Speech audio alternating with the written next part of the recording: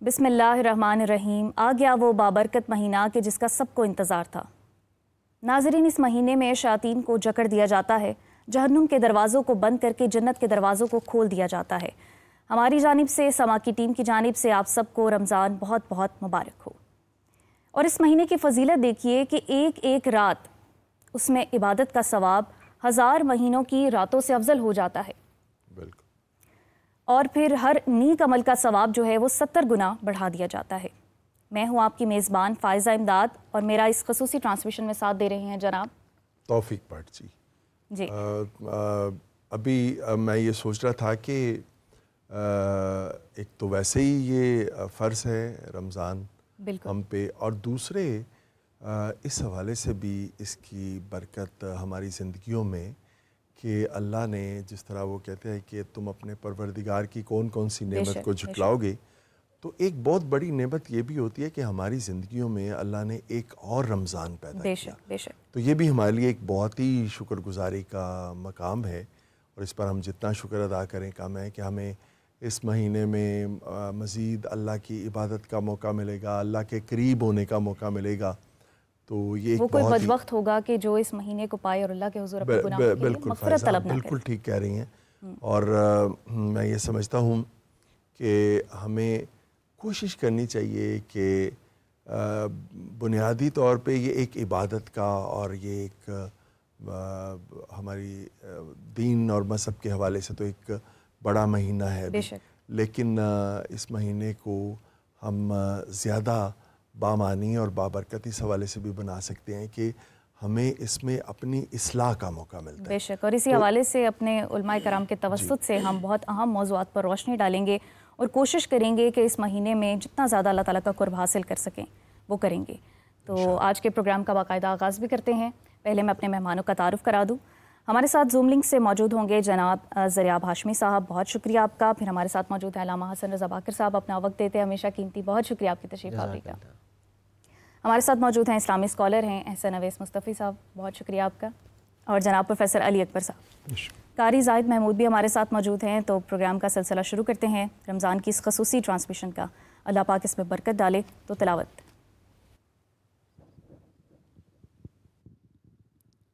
اعوذ باللہ من الشیطان الرجیم،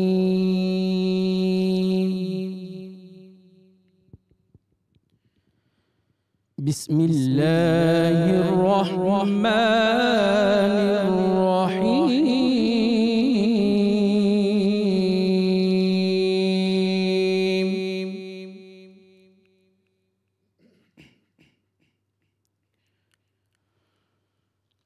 هو اللہ الذی لا الہ الا هو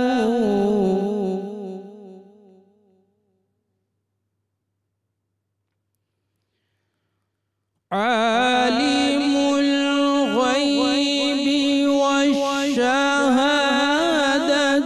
هو الرحمن الرحیم۔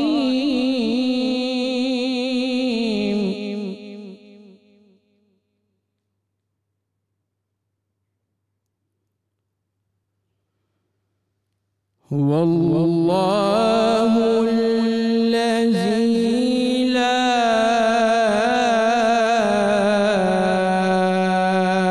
الہ الا هو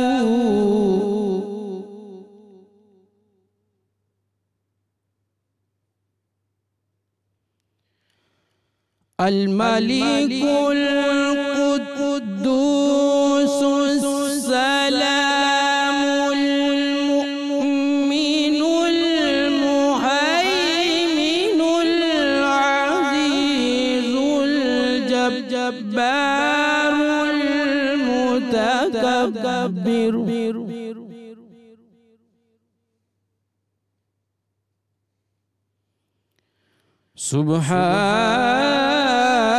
سبحان اللہ عما یشرکون۔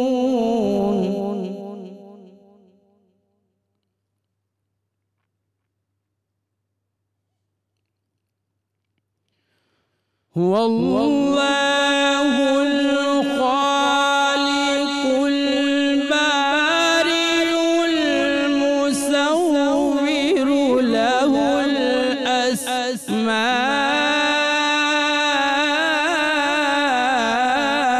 الحسنى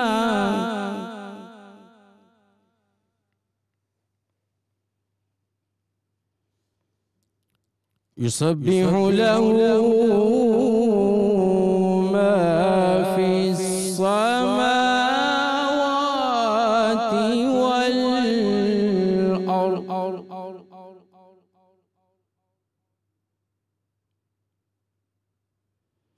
يسبح له ما في السماوات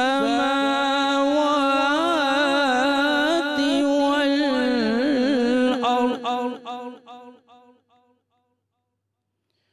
وهو العزيز الحكيم صدق الله العظيم وصدق رسوله النبي الكريم العميد سبحان اللہ۔ نعت رسول مقبول صلی اللہ علیہ وسلم، یہ ہم آپ سے گزارش کرتے ہیں، بہت خوبصورت آپ نے تلاوت کی، دل میں اتر جانے والی آواز۔ تو ابھی ہم آپ سے گزارش کریں گے کہ نعت رسول مقبول بھی آپ رحمت کے عشرے کا آغاز ہو گیا اور رحمت للعالمین کی محبت میں ہم نہ کچھ کہیں، کیسے ہو سکتا ہے؟ میرا دل تھا کہ ہم کر لیتا اگر اجازت ہو۔ ہم مجھ سے آغاز کریں۔ بالکل بالکل۔ تو رحیم ہے کر دے کرم، تو کریم ہے کر دے کرم، تو رحیم ہے کر دے کرم، تو کریم ہے کر دے کرم، دنیا کے پیار کا قیدی ہوں، مجھے اپنا پیار عطا کر دے، دنیا کے پیار کا قیدی ہوں، مجھے اپنا پیار عطا کر دے، میں کچھ بھی ہوں تیرا بندہ ہوں، اے مولا مجھ کو رہا کر دے، اللہ اللہ اللہ اللہ، تو رحیم ہے کر دے کرم، تو کریم ہے کر دے کرم، کر دے کرم، تو ٹوٹے دل کی یا مولا بے چین صدا کو سنتا ہے، تو ٹوٹے دل کی یا مولا بے چین صدا کو سنتا ہے، بے تاب نوا کو سنتا ہے، ہر ایک دعا کو سنتا ہے، اللہ اللہ اللہ اللہ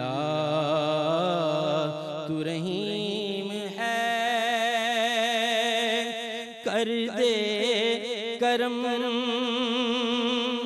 تو کریم ہے کر دے کرم.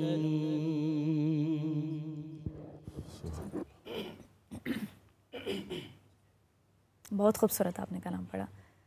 ناظرین، آج کے موضوع کے حوالے سے بات کرتے ہیں. رمضان کا پہلا عشرہ ہے، رحمت کا عشرہ ہے، اور پھر پہلی وحی کے حوالے سے آج ہم بات کریں گے. بڑا اہم موضوع ہے.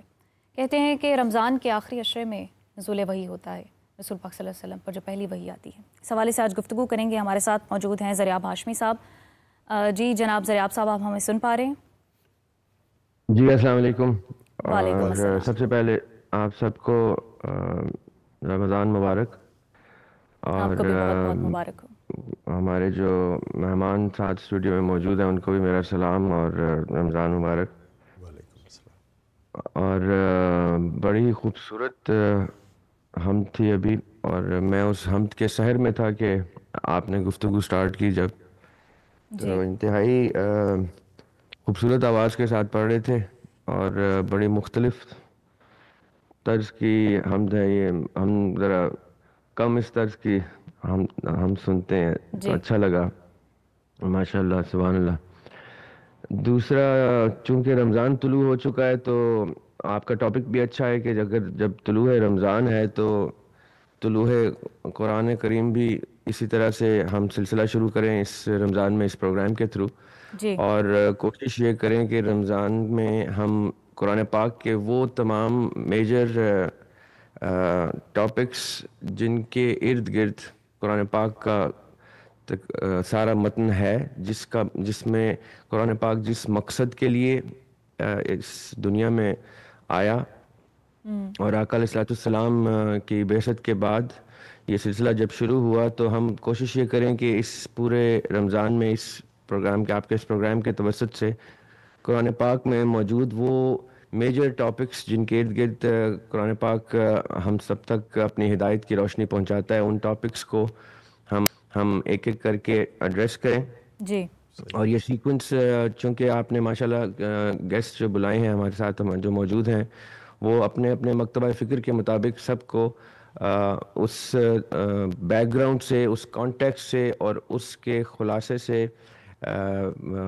یعنی مستفید کریں تاکہ سب لوگ ہر اینگل سے اس کو دیکھیں. میں کوشش یہ کروں گا، کیونکہ آپ نے پہلی وحی کا ذکر کیا، تو میں کوشش یہ کروں گا کہ پہلی وحی کے کچھ ایسے ایسپیکٹس ڈسکس کیے جائیں جو ریسرچ اورینٹڈ ہوں، سب اس کو ہر رنگ سے دیکھ پائیں کہ اگر ایسا بھی لکھ گئے ہیں مفسرین اور مبلغین اور ہمارے اکابر کہ یہ چیزیں رپورٹس ہم تک پہنچی ہیں، روایات پہنچی ہیں کہ پہلی وحی کا کیا سارا پس منظر تھا اور اس کے بعد کا کیا سارا اسپیکٹ تھا. ہم آج کوشش کریں کہ پہلی وحی اگر آپ نے یہاں سے سٹارٹ لیتے ہیں تو پہلی وحی، کیونکہ ہمارے لیے سب سے زیادہ پہلی وحی امپورٹنٹ ہونی چاہیے رمضان کے پہلے دن، کیونکہ طلوع رمضان کے ساتھ طلوع قرآن کو پہلی وحی سے ہم سٹارٹ کریں. سب کا اجماع ہے کہ سورہ علق کی جو آیات ہیں وہ نازل ہوتی ہیں رسول پاک صلی اللہ علیہ وآلہ وسلم پر. تو ذرا شان نزول سے آغاز کیجیے. جی یہ جو اجماع ہے، اس اجماع کا تو چلیں یہ ہم سب لوگ ماشاءاللہ اس چیز سے واقف ہیں کہ اس پہ اجماع ہے کہ پہلی وحی جو ہے وہ سورہ علق ہے، لیکن تحقیق سے کچھ چیزیں سامنے آتی ہیں جو احادیث کی روشنی میں ہی آتی ہیں. اور چونکہ اس ریسرچ میں اگر ہم دیکھیں تو جو پہلی سیرت کی کتاب لکھی گئی، اس سیرت کی کتاب کی تاریخ اگر دیکھی جائے تو وہ ہماری سیاہ ستر سے پہلے کی کچھ اس میں روایات موجود ہیں. تو جب ریسرچ کی جاتی ہے تو ہم یہ دیکھتے ہیں کہ پہلی وحی کا ایک نقطہ نظر یہ بھی ہے، یہ صرف سننے، سمجھنے اور ریسرچ کرنے کے لیے، تاکہ جو آپ کے لسنرز ہیں وہ اس کو ریسرچ کریں کہ اجماع امت تو اسی چیز پہ ہے کہ اقرا سے پہلی وحی کا سٹارٹ ہوتا ہے، لیکن ریسرچ بتاتی ہے کہ ایک اینگل ایسا بھی ہے جو دیکھنے سے تعلق رکھتا ہے، مطالعے سے تعلق رکھتا ہے، تاکہ ہمارے مطالعے میں یہ چیز رہے کہ پہلی وحی کا کانسیپٹ یہ بھی ہے کہ جب نبی پاک صلی اللہ علیہ وسلم کے اوپر وحی کا سلسلہ شروع ہوا تھا تو بیچ میں وقفہ آتا تھا، یعنی بیچ میں گیپ بھی آتا تھا ایک وحی سے دوسری تک. تو جب اس وقفے کے بعد دوبارہ وحی کا تسلسل شروع ہوتا تھا تو کیا یہ جو اجماع امت جس وحی پر ہے، کیا کہیں یہ اس وحی کا ذکر تو نہیں ہے جو فترے کے بعد، فترہ وحی کے بعد، یعنی اس وقفے کے بعد سٹارٹ پہلی وحی ہو؟ تو اس لیے یہ میں اس لیے ایڈ کرنا چاہتا ہوں یہ ایسپیکٹ، تاکہ ہمارے سننے والے، ریسرچ کرنے والے اس چیز کو بھی سامنے رکھیں کہ پہلی وحی فترے کے بعد کون سی ہے، فترہ وحی کے بعد یعنی اس گیپ کے بعد، اور پہلی وحی اوریجنلی کون سی ہے، کیونکہ کچھ مفسرین کا تو یہ تک کہنا ہے کہ پہلی وحی ہی سورہ فاتحہ ہے، یعنی وحی کی ابتدا ہی سورہ فاتحہ سے ہوتی ہے۔ یہ بھی مفسرین کی ایک کثیر تعداد یہ اس رائے کو سامنے رکھتی ہے۔ تو میرا مقصد آج یہ ہوگا کہ ہمارے ساتھ یہ مکتبہ فکر کے مختلف مکتبہ فکر کے مہمان موجود ہیں، ہم ان سے ان کی آراء لیں، اور میں پیرلل میں آپ کو کچھ ریسرچ کی چیز بتاؤں تاکہ ہم ان کی رائے سے بھی استفادہ کریں، اور ایک پیرلل پیتھ بھی رکھیں جس میں ریسرچ کا روم موجود ہو، اور ہم ایک دوسرے تک اس ریسرچ کو پہنچانے کی کوشش کریں، کیونکہ پہلی وحی کا سورہ مزمل سے بھی ریفرنس مفسرین لکھ گئے ہیں، سورہ مدثر سے بھی لکھ گئے ہیں، سورہ علق سے بھی لکھ گئے ہیں، اور سورہ فاتحہ سے بھی لکھ گئے ہیں۔ تو اب یہ آگے چل کے ہم ساتھ ساتھ ڈسکس کر کے وہ کون کون سے ایسپیکٹس ہیں جس کی بیس کے اوپر پہلی وحی کے یہ اتنے رنگ ہم تک موجود ہیں۔ حالانکہ ایک پڑھنے مسلمان شخص کے لیے یا کسی بھی شخص کے لیے جو قرآن پاک کا مطالعہ کرے گا اس کا اس سے ڈائریکٹلی کوئی تعلق نہیں بنتا، لیکن یہ مطالعے کے لیے بڑی ضروری چیز ہے۔ اگر اس رمضان میں بے شک یہ بہت اہم بات ہے، اور ایسا ہونا بھی چاہیے، ریسرچ کو بھی ساتھ ساتھ لے کر چلنا چاہیے، اور قرآن تو ہے ہی ہدایت کی روشنی۔ علامہ صاحب آپ سے میں جاننا چاہوں گی الگ سے کیا آغاز ہوتا ہے پہلی وحی؟ بسم اللہ الرحمن الرحیم۔ سب سے پہلے اللہ تبارک و تعالیٰ کی بارگاہ میں دعا ہے کہ اس ماہ رمضان المبارک کی خاص رحمتوں برکتوں کو ہم پر نازل فرمائے، اور جو جنت کے دروازے ہم پہ کھلے وہ ہمیشہ کے لیے کشادہ فرمائے۔ یقیناً قرآن مجید جو کتاب ہدایت ہے، اب جب ہم قرآن کرتے ہیں، میں ابتدا میں ایک پوائنٹ یہ بیان کروں گا کہ قیامت تک اگر کوئی ہم سے غیر مسلم یہ سوال کرے کہ رسول اللہ صلی اللہ علیہ وآلہ وسلم کی حقانیت کی کیا دلیل ہے، رسول اللہ نے اپنے زمانے میں جو کفار مشرک موجود تھے، آپ کی رسالت کے منکر تھے، آپ نے انہیں ظاہری طور پر بہت سے معجزات بتائے ہیں، جی بالکل، لیکن اگر اب اس زمانے میں ہم سے کوئی کہے آپ کے نبی کا کیا معجزہ ہے سچائی کا دلیل، تو ہم انہیں قرآن مجید پیش کریں گے۔ لہٰذا ہمارے نوجوانوں کو رسول خدا کے اس ابدی معجزے کے ساتھ ایک اہم تعلق قائم رکھنا چاہیے۔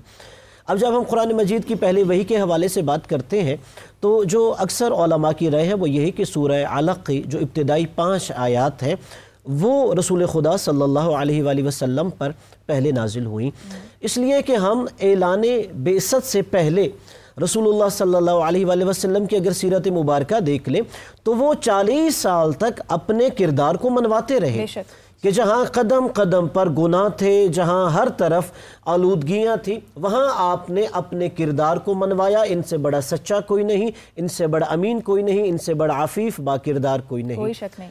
اور پھر جو پہلی وحی نازل آئی اس سے یہ بھی پتہ چلتا ہے کہ رسول اللہ صلی اللہ علیہ وآلہ وسلم کا مشن کیا تھا کہ اقرا، یعنی گویا یہ ایک علمی تحریک کا آغاز ہو رہا ہے کہ رسول اللہ صلی اللہ علیہ وآلہ وسلم نے ساری کائنات میں جس مقصد کے لیے بعثت ہو رہی ہے وہ علمی تحریک ہے۔ اور پھر آپ پڑھیے، کیا پڑھیے کہ یہ جو چند صفحے پہ لکیریں ہیں وہ پڑھیے نہیں، یہ جو کھلی ہوئی کائنات کی کتاب ہے یہ پڑھنی ہے، اس میں غور و فکر کرنا ہے۔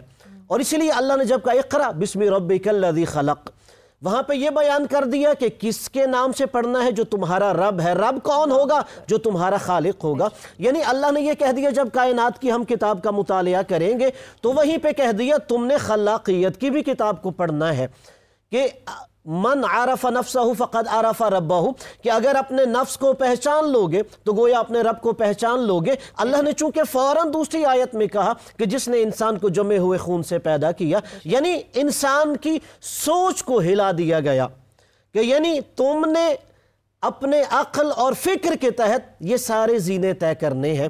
اور رسول اللہ صلی اللہ علیہ وآلہ وسلم اس وحی سے پہلے جیسا کہ روایات موجود ہیں کہ آپ غار میں چلے جایا کرتے کہ ایک ایک مہینہ بھی آپ غار ہرا میں تشریف فرما رہتے اور وہاں پر عبادت پروردگار کرتے.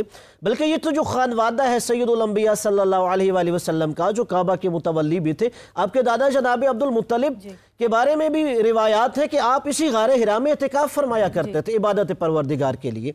تو رسول اللہ صلی اللہ علیہ وآلہ وسلم جب وہاں پر عبادت کیا کرتے تھے تو اسی دوران اب کچھ روایات جو ہیں کہ ماہ رمضان المبارک میں اور کچھ میں ہے 27 رجب کی بھی کہ جب پہلی وحی نازل ہوئی.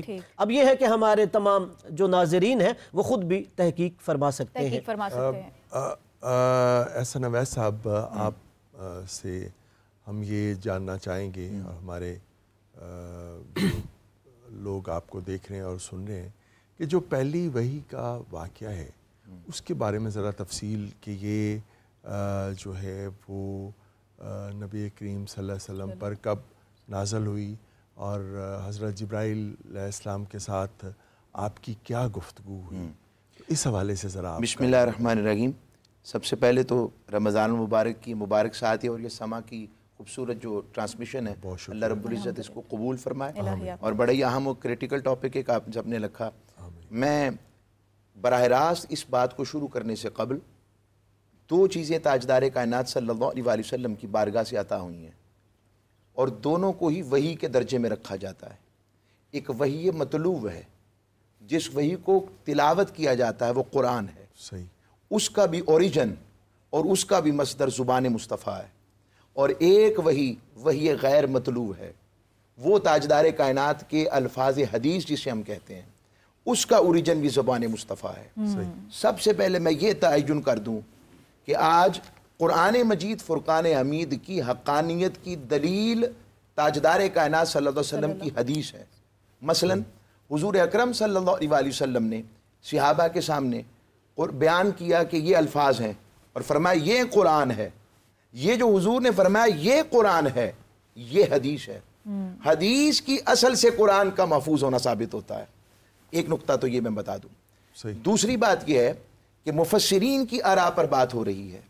مفسرین کی آراء کے ساتھ ساتھ محدثین کی آراء کے ساتھ ساتھ دیکھا جاتا ہے کہ اکثریت 1400 سال سے امت نے کس چیز کو درجہ صحت پر قبول کیا ہے اور جس پر زیادہ اجماع اکٹھا ہوا ہے.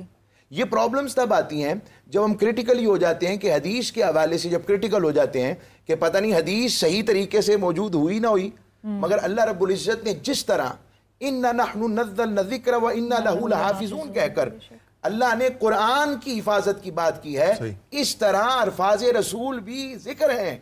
اللہ نے اس کی حفاظت کا بھی اہتمام فرمایا ہے، اور اس کی حفاظت کے لیے دنیا کے اندر ایک ایسا نالج پوری دنیا کے سامنے آیا کہ 5 لاکھ لوگوں کی بایوگرافی وہ اسماء الرجال کی صورت میں آئی ہے. اس لیے یہ، اور اگلی بات کہ فلاں آیت فلاں آیت فلاں آیت، یہ نئی بات نہیں ہے. یہی مفسرین کے اندر ایک آیت کے اوپر وہ مختلف صحابہ پر بھی آتے ہیں کہ اس صحابی کے بارے میں آئی، کوئی کہتا ہے اس صحابی کے بارے میں آئی، پھر اس پر تحقیق کی جاتی ہے کہ اس میں اجماع اور زیادہ جمع کس پر ہیں. گویا تحقیق کی بہت ضرورت ہے ہر معاملے میں. ضرورت، اسی ضرورت کے پیش نظر میں عرض کر رہا ہوں. تو حدیث مقدسہ کہ اس بیان کے حوالے سے کہ اقرا بسم ربک الذی ہے، سورہ فاتحہ ہے یا سورہ مزمل شریف ہے، تو میں اس پر اجماع امت پر کام ہو چکا ہے، جس کو تحقیق کر کے زبدہ کہتے ہیں مکھن کو. وہ مکھن علماء نے، محدثین نے، مفسرین نے 1400 سال سے ہمارے سامنے جمع کر دیا ہے. اور اس روشنی کے اندر اقرا بسم ربک الذی خلق کے اوپر ہمارا اس پر اعتماد ہے کہ یہی پہلی وحی کے اوپر بات ہوئی ہے. فترت وحی کے بعد کیا ہوا وہ ایک علیحدہ پھر سورہ والضحیٰ کی آیتوں کے حوالے سے آتا ہے کہ جس میں اللہ نے فرمایا ما ودعک ربک وما قلی. حبیب جب سے تیرے رب نے تجھے اپنا حبیب بنایا ہے، نہ کبھی تجھے چھوڑا ہے، نہ کبھی تجھ سے ناراض ہوا ہے. یہ عنصر. اب میں آتا ہوں اس مضمون کی طرف جس کی طرف ہمارے صاحب نے اس کی وہ بات کی کہ مکالمہ کیا ہوا تھا غار ہیرا کے اندر جب حضور تشریف فرما ہے اور آقا صلی اللہ علیہ وسلم کی شان بشریت کے ساتھ تشریف فرما ہے، اور انہوں نے آ کر فرمایا کہ اقرا پڑھیے. اب اس کا معنی آگے حضور جو بخاری میں مسلم میں چیزیں آتی ہیں ما انا بقاری، اس کا ترجمہ یہ کیا جائے میرے نزدیک اس میں گنجائش موجود ہے. کچھ ترجمہ یہ ہے کہ میں پڑھنا نہیں جانتا.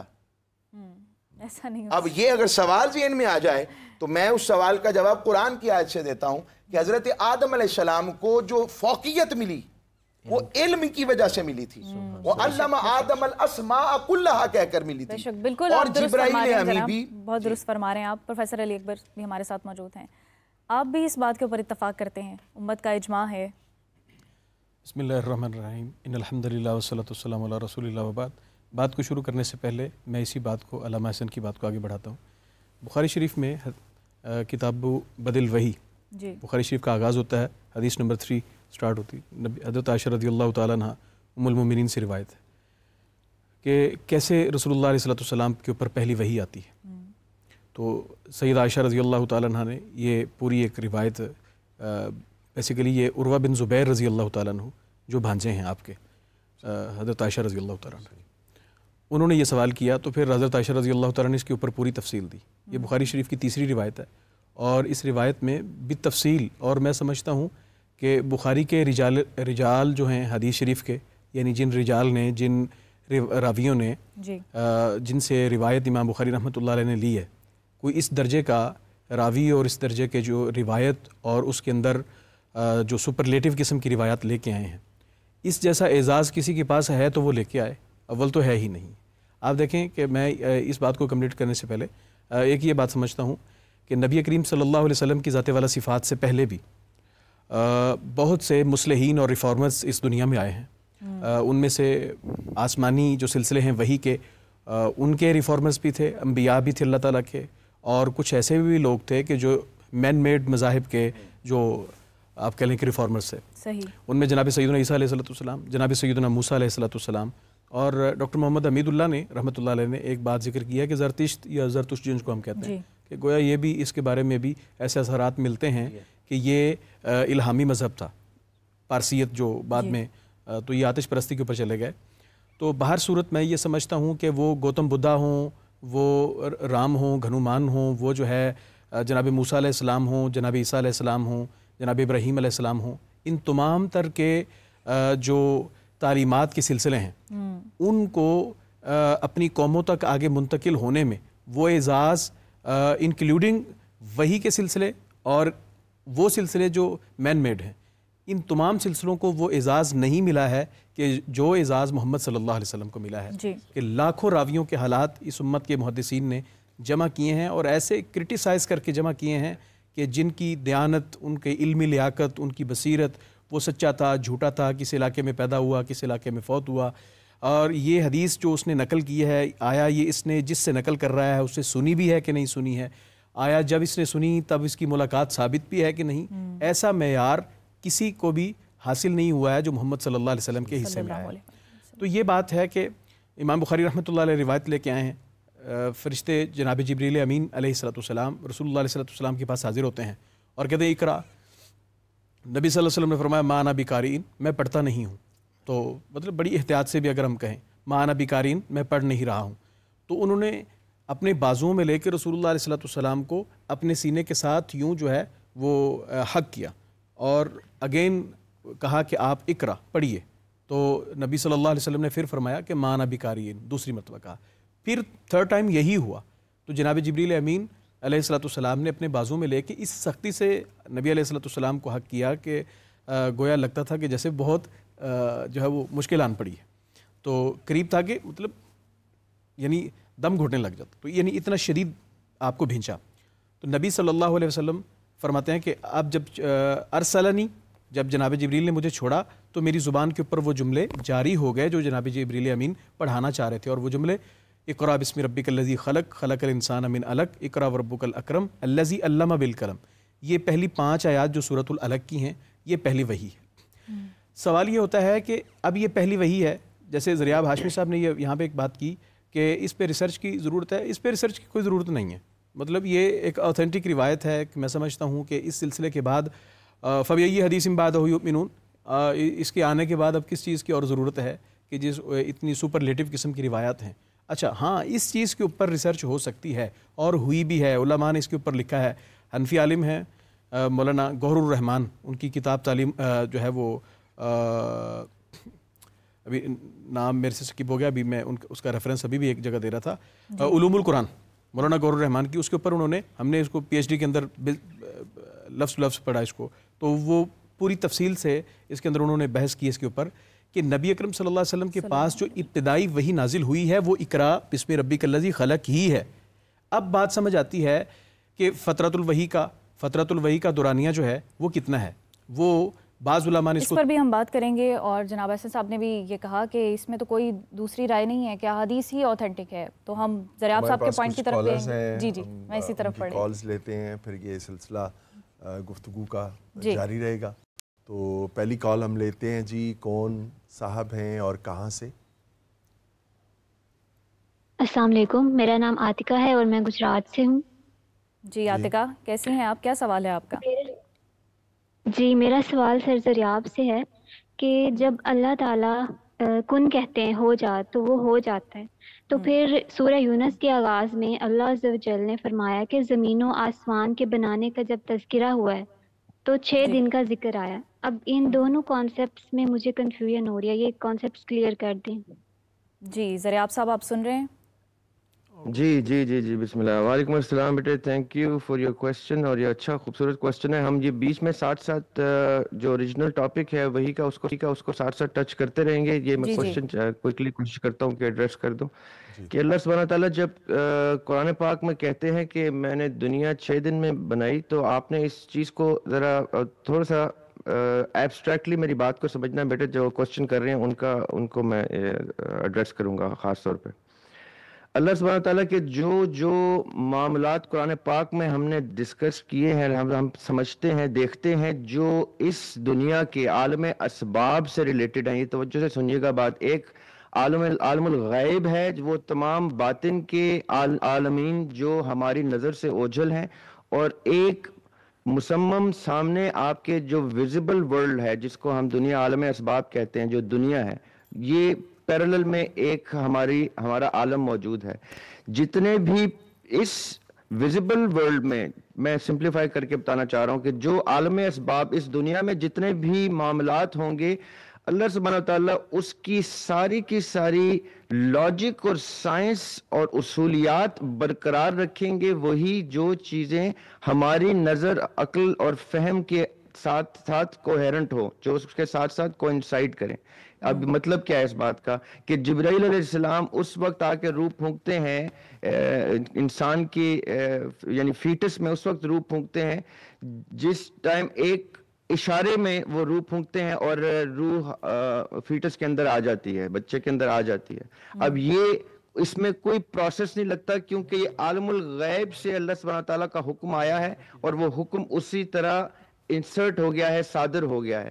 لیکن وہ جو فیٹس ہے اس نے اپنا پورا پروسیس کر کے دنیا میں آنا ہے. اس نے ایک پل کے اندر، ایک کن کے اندر پیدا نہیں ہونا، کیونکہ وہ عالم اسباب کی، ویزیبل ورلڈ کی، اس بتدریج سسٹم کا حصہ ہے، اس وقت کی رفتار کا حصہ ہے جس وقت کے قید میں ہم نے یہ ازل سے ابد کا وقت گزارنا ہے.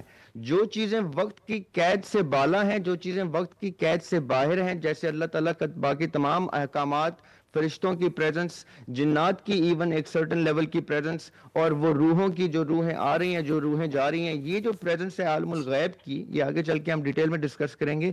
یہاں کی لاجک اور یہاں کا ٹائم ہماری عقل سے بالا ہے وہاں پہ بھی ایک سرٹن وقت، ایک سرٹن ساتھ. جیسے قرآن پاک میں اللہ تعالیٰ نے، جس کا آپ ذکر کر رہے ہیں نا کہ اللہ تعالیٰ نے دنیا 6 دن میں بنائی، ساتھ ہی موازنہ بتا دیا کہ اور وہاں کا ایک دن تمہارے 1000 سال کے برابر ہے. یعنی یہ ٹائم کے ڈفرنسز بھی بتا دیے کہ 1 day of that عالم الغیب is 1000 years of this planet. تو کیونکہ اب ہم جب اس کو اس لاجک پہ لے کے آتے ہیں نا کہ غیب کے ہمارے عقل سے بالا ہونے کی وجہ سے غیب کے ساری ساعتیں بھی ہم نہیں گن سکتے، تو اسی طرح ویزیبل کی ساری ساعتیں جو ہمیں پتہ ہیں ہم اسی میں ٹرانسلیٹ کرتے ہیں. اس لیے اللہ تعالیٰ نے ہمیں سمجھانے کے لیے یہ پروسیس بھی بتا دیا کہ وقت کی قید کا پروسیس اس وقت کے اصولوں پہ ہوگا، اور اللہ کے امر کا پروسیس اللہ کے اصولوں پہ ہوگا. جی ذریعہ صاحب، آپ نے بڑا مفصل اس حوالے سے جواب دیا ہے. ہم اپنی گفتگو کا سلسلہ وہیں سے شروع کریں گے جہاں پہ چھوڑا تھا. آپ نے آغاز میں ریسرچ کے نقطے پر توجہ دلائی تھی. میں چاہوں گی کہ آپ آغاز کریں وہیں سے کہ ریسرچ پہلی وحی کے حوالے سے کیا کہتی ہے. جی بڑی خوبصورت گفتگو ہے یہ، اور مجھے بڑی خوشی ہے کہ ماشاءاللہ سب لوگ اس کے اوپر بہت اچھے طریقے سے آڈینس تک میسج پہنچا رہے ہیں. بیچ میں ایک نقطہ تھا ریسرچ کا، وہ میں اس کو تھوڑا ایلیبریٹ کر دیتا ہوں، وہ شاید اٹ کیم آؤٹ رانگ، تو اس لیے وہ اس کا اسپیکٹ شاید غلط جا سکتا ہے. میں اس کو ایلیبریٹ کرتا ہوں کہ جیسے ہم ذکر کرتے ہیں، جیسے ابھی حدیث کا ذکر کیا برادر نے، وہ اسماء بنت ابو بکر کے بیٹے ہیں جن سے وہ حدیث کا ریفرنس ہے.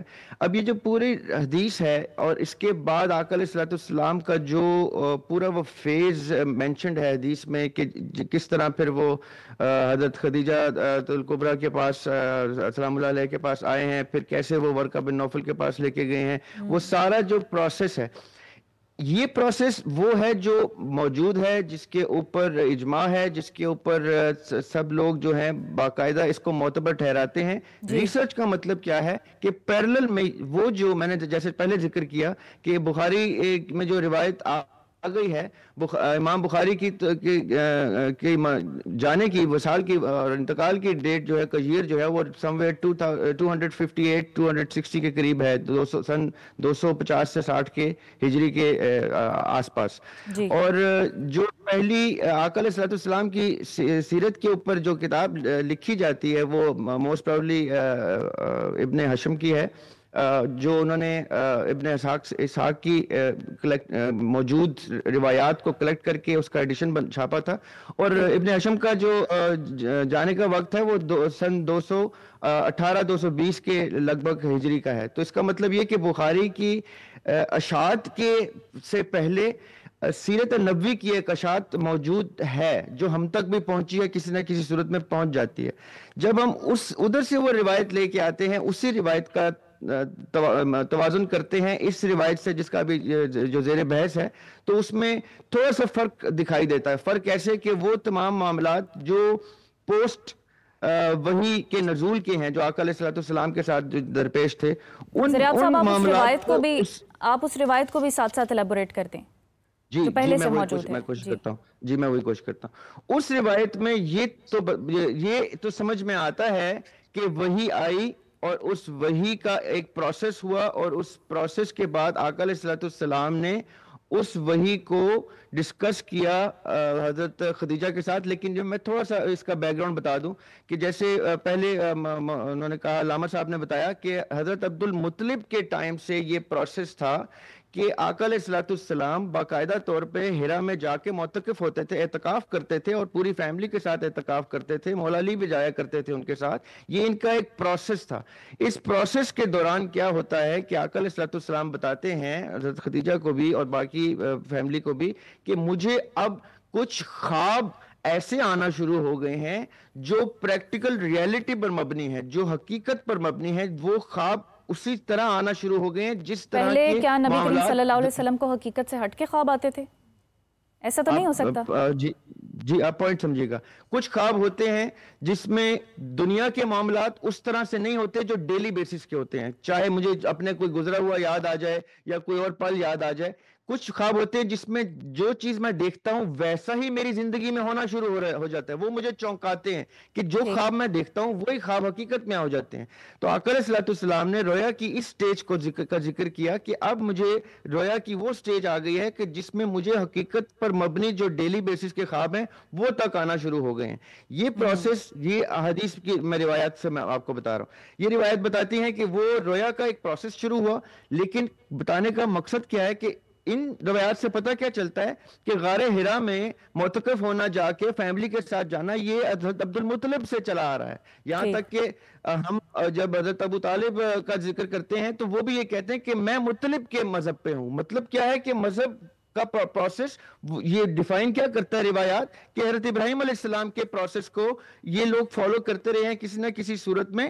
اور یہاں تک کہ یہ آقا علیہ الصلوۃ والسلام کی کیا روٹین ہوتی تھی کہ ہرا سے جب وہ نکلتے تھے تو پہلے حرم میں جاتے تھے، بیت اللہ میں جاتے تھے. اسی طرح پہلی وحی کا جو ریفرنس ابن حشم کی ابن اسحاق کی کتاب سے ملتا ہے جی، وہ یہ ملتا ہے کہ آقا علیہ الصلوۃ والسلام کے اوپر جب یہ والی وحی آئی تو اس کے بعد پہلے وہ بیت اللہ میں گئے ہیں، بیت اللہ کے بعد وہ گھر گئے ہیں. اب یہاں کانٹرڈکشن جب جنریٹ ہوتا ہے ایسی کتاب کا جس کتاب کی اشاعت بخاری کی اشاعت سے پہلے کی ہے، تو پھر ایک کوشچن ریز ہوتا ہے کہ ہاں ٹھیک ہے سیرت النبوی کی بڑی سالڈ کتاب ہے اور اس میں کچھ روایات ایسی ہیں. اب جیسے یہ روایت جو ہے اسماء بنت ابوبکر کے ایک بیٹے سے ہے, ادھر جو روایت ہے وہ بھی اسی فیملی سے, حضرت عائشہ رضی اللہ تعالیٰ عنہا اور اسماء بنت ابوبکر ان کی فیملی سے ہے.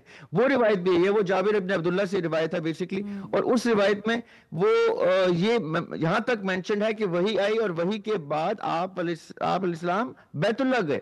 اب یہ جب سامنے آتا ہے نقطہ نظر تو یہ مطالعہ ڈیمانڈ کرتا ہے. میں یہ نہیں کہتا کہ آپ اجماع امت کے خلاف کوئی اپینین بلڈ کریں, میں یہ نہیں کہتا کہ آپ پاپولر اپینین کو, معروف کسی چیز کو آپ ترک کریں, لیکن یہ مطالعے کا حصہ بنائیں. اور کیونکہ میں آپ کو تھوڑا سا ایک ذکر کر دوں یہاں پہ کہ آقا علیہ الصلوۃ والسلام کی ہستی مبارک ڈسکس ہوتی ہے جب, تو ان کے سٹیچر کو ایک ہم نیچرل پروفائلنگ ہے ایک مومن کی کہ وہ اللہ سبحانہ وتعالیٰ کی اتنے جلیل القدر سب سے نمایاں ہستی کو جب ہم پکچر کرتے ہیں, یعنی ان کے سٹیٹس کو رکھتے ہیں, تو ہم کئی چیزیں روشنی ڈالنی ہستی کے ساتھ اٹیچ کرنا مناسب بھی نہیں سمجھتے, جو کئی روایات میں اس انداز سے بیان ہو جاتی ہیں جو ہم پریکٹیکلی ٹی وی پہ بیان نہیں کر سکتے. اب کہنے کا مطلب کیا ہے, ابھی جب یہ چیزیں ایسی آتی ہیں تب اس وقت ہماری ریسرچ واجب ہو جاتی ہے. صحیح جی. ابھی ہمیں جوائن کیا ہے مسرت مصباح صاحبہ نے. ان کا نام جو ہے وہ کسی تعارف کا محتاط نہیں ہے. انہوں نے بہت کام کیا خواتین کے حقوق پہ, اور اسمائل فاؤنڈیشن کی, یہ نام ہی بڑا خوبصورت ہے اسمائل. رمضان المبارک میں تو یہ بھی اپنا نام بھی مسرت ہے, اور پھر اسمائل. اور رمضان المبارک میں جہاں ہم عبادت کرتے ہیں اللہ کی, تو یہ بھی ایک عبادت ہے کہ اسمائل لانا لوگوں کے چہروں پہ. اور تو بہت شکریہ, اور آپ کو رمضان مبارک. اور تو ہمیں بتائیے رمضان جو ہے وہ آپ کا کیسا گزرے گا, اور خواتین کے حقوق کے حوالے سے بھی کچھ ہم آپ سے بات کرنا چاہیں گے. ہمارے مذہب میں, ہمارے قرآن میں اور رسول پاک صلی اللہ علیہ وسلم کی حیات طیبہ پہ نظر ڈالیں تو خواتین کا ایک بہت اچھا اور بہت اعلیٰ مقام ہے. وہ صرف ایک رشتے کی بات نہیں ہوتی, وہاں پر بات ہوتی ہے کہ جب رسول پاک صلی اللہ علیہ وسلم کے پاس حضرت فاطمہ الزہرا تشریف لاتی تھیں تو وہ اپنی جگہ سے اٹھتے تھے, بوسہ دیتے تھے اور ان کو اپنی جگہ پہ بٹھالتے تھے. تو یہ رشتہ جو ہے وہ بیٹی کا, باپ کا, ایک عورت کا, یہ ہمیں یاد دلاتا ہے کہ آپ خالی ایک رشتے کو, جس کو ہم ماں کہتے ہیں, اس میں کوئی شک نہیں کہ وہ مطلب وہ بہت بڑا عظیم رشتہ ہے, لیکن باقی تمام جو رشتے ہیں ان کی بھی اتنا ہی عزت اور احترام کرنا چاہیے, اور ان کی اہمیت ہے. اور جب ہم اس اہمیت کا ذکر کرتے ہیں تو پھر اس میں ماں کا وہ بہت امپورٹنٹ جو حصہ ہے وہ یہ ہوتا ہے تربیت کا. جی. اور وہ تربیت جو ہے وہ ماں اپنے بچوں یعنی کہ بیٹا اور بیٹی کو برابر دیتی ہے. وہ سکھاتی ہے گناہ ثواب کا فرق, وہ بتاتی ہے چھوٹے بڑے کا پیار اور احترام کرنا, وہ بتاتی ہے کہ کیا چیز غلط ہے اور کیا چیز صحیح ہے. تو یہ تمام چیزیں جو ہیں وہ سب بالکل روز روشن کی طرح آیا ہیں. اب ہم لوگ انفارچونیٹلی کلچرل نارمز میں پھنستے ہوئے اب اس مقام پر آ گئے ہیں جہاں پر ہم رشتوں کا وہ احترام نہیں رکھتے, اور نہ ہی میرا خیال میں ہم مذہب کو اس طرح سے سمجھ پاتے ہیں جس طرح سے بتایا گیا ہے. We are picking and choosing, جبکہ قرآن میں بہت صاف الفاظ میں کہا گیا ہے کہ دین میں مکمل داخل ہو. جی. یہ نہیں ہو سکتا کہ یہ مجھے پسند ہے تو یہ میں کر لوں, اور یہ مجھے پسند نہیں ہے تو چلو بھائی میں اس کو اگنور کر دیتی ہوں. سو جہاں تمام باتوں کو مد نظر رکھتے ہیں وہاں پہ رمضان کا مہینہ جو ہوتا ہے اس کی بھی ایک بہت فضیلت اور اہمیت ہوتی ہے, اور لوگ جو ہے اس میں نیکی کا کام اس لیے بھی زیادہ کرتے ہیں کہ اس کا ثواب اس سے بھی زیادہ ملتا ہے. یہ نہیں ہے کہ باقی پورے سالوں میں آپ کو ثواب نہیں ملے گا, لیکن اگر آپ اسی سوچ کے ساتھ ہر اچھا کام خوش نیتی کے ساتھ پورے سال کرتے رہیں گے تو اس کا بھی بہت بڑا اجر ملتا ہے. اجر دینے والی تو اللہ کی ذات ہے. اور ہم لوگ, میرا جو اسمائل اگین فاؤنڈیشن ادارہ ہے یہ ان بچیوں کی مدد کرتا ہے یا ان کا خیال رکھتا ہے جو کہ تیزاب یا مٹی کے تیل سے جلا دی جاتی ہیں. اب یہ جو جلائے جانے کا جو عمل ہے وہ ہمارے لیے نہیں ہے. مجھے تو یاد ہے کہ بچپنے سے ہمیں ڈرایا جاتا جھوٹ نہ بولو ورنہ دوزخ کی آگ میں جل جاؤ گے. تو یہ ایک ایسی عمل ہے جو کہ قطعی جو ہے وہ ایکسیپٹیبل نہیں ہے. ایسے ہی ہے نا آپ لوگ بھی بیٹھے ہوئے, اور اس میں پھر بچیوں کو جلایا جائے یا تیزاب پھینکا جائے تو اس میں پھینکنے والے کا آپ ذہنی حالت دیکھیے, اس کی مدد کرنے والے کی ذہنی حالت دیکھیے, اس خاندان کی ذہنی حالت دیکھیے جو ایک بیٹی کو اس لیے جلا رہے ہیں کہ اس کے ہاں بیٹیاں پیدا ہو رہی ہیں. ایک عورت کو اس لیے تیزاب پھینکا جا رہا ہے کہ وہ جہیز کم لے کر آئی تھی. ایک بچی کو یا بچیوں کو اس لیے جلایا جا رہا ہے کہ وراثت میں ان کو وہ مر جائیں گی تو وہ حصہ ہمیں مل جائے گا. اور اس کے علاوہ پھر شادی سے انکاری پر اب آپ یہ تمام چیزوں کو دیکھیں. مسرت آپ قریباً 25 سالوں سے یہ فلاحی کام کر رہی ہیں, پھر یہ معاشرے کی جو ٹھکرائی ہوئی اور پھر تیزاب گردی کا شکار خواتین آپ کے پاس آتی ہیں, یہ کس طرح کے کیسز ہیں, مطلب کس طرح سے ویری کرتے ہیں, آپ کے پاس کیسے پہنچتی ہیں, پھر آپ کیسے ان کو سہارا دیتی ہیں؟ تو ہم کو پتہ چلتا ہے اور ہمیں کبھی اس گھر کے افراد جو ہوتے ہیں وہ کانٹیکٹ کرتے ہیں, کبھی ہم ٹی وی کے ذریعے یا جب وہ ہاسپٹل میں لائی جاتی ہیں تو وہاں کا گارڈ یا وہاں کی نرس جو ہے وہ فون کرتی ہے. اور کیونکہ ڈیپلیکس اب پاکستان کے ہر شہر میں موجود ہے تو بچیوں کو پتہ ہے کہ ان کے پاس جائیں گے تو مدد ملے گی, تو ہم ان کو آئیڈینٹیفائی کرتے ہیں, پھر ان کا مفت علاج کرتے ہیں. اور اتنی بری طرح جو بچ جاتی ہیں, زیادہ تر تو بیچاری بچ بھی نہیں پاتی ہیں, ان کا مفت علاج کرتے ہوئے ہم ان کو بہتر میڈیکل فیسلٹی میں لے کر آتے ہیں. اب کسی کا آپریشن ہوا اور اس کے چہرے کے اوپر تیزاب تھا لیکن اس کی آنکھ کھلی اور اس کی بینائی باقی ہے, تو اس کا علاج جب ہوگا تو یہ ایک صدقہ جاریہ ہے. جی بالکل, ٹھیک ہے, لیکن اس کے علاوہ بھی بہت سے آپریشنز ہوتے ہیں.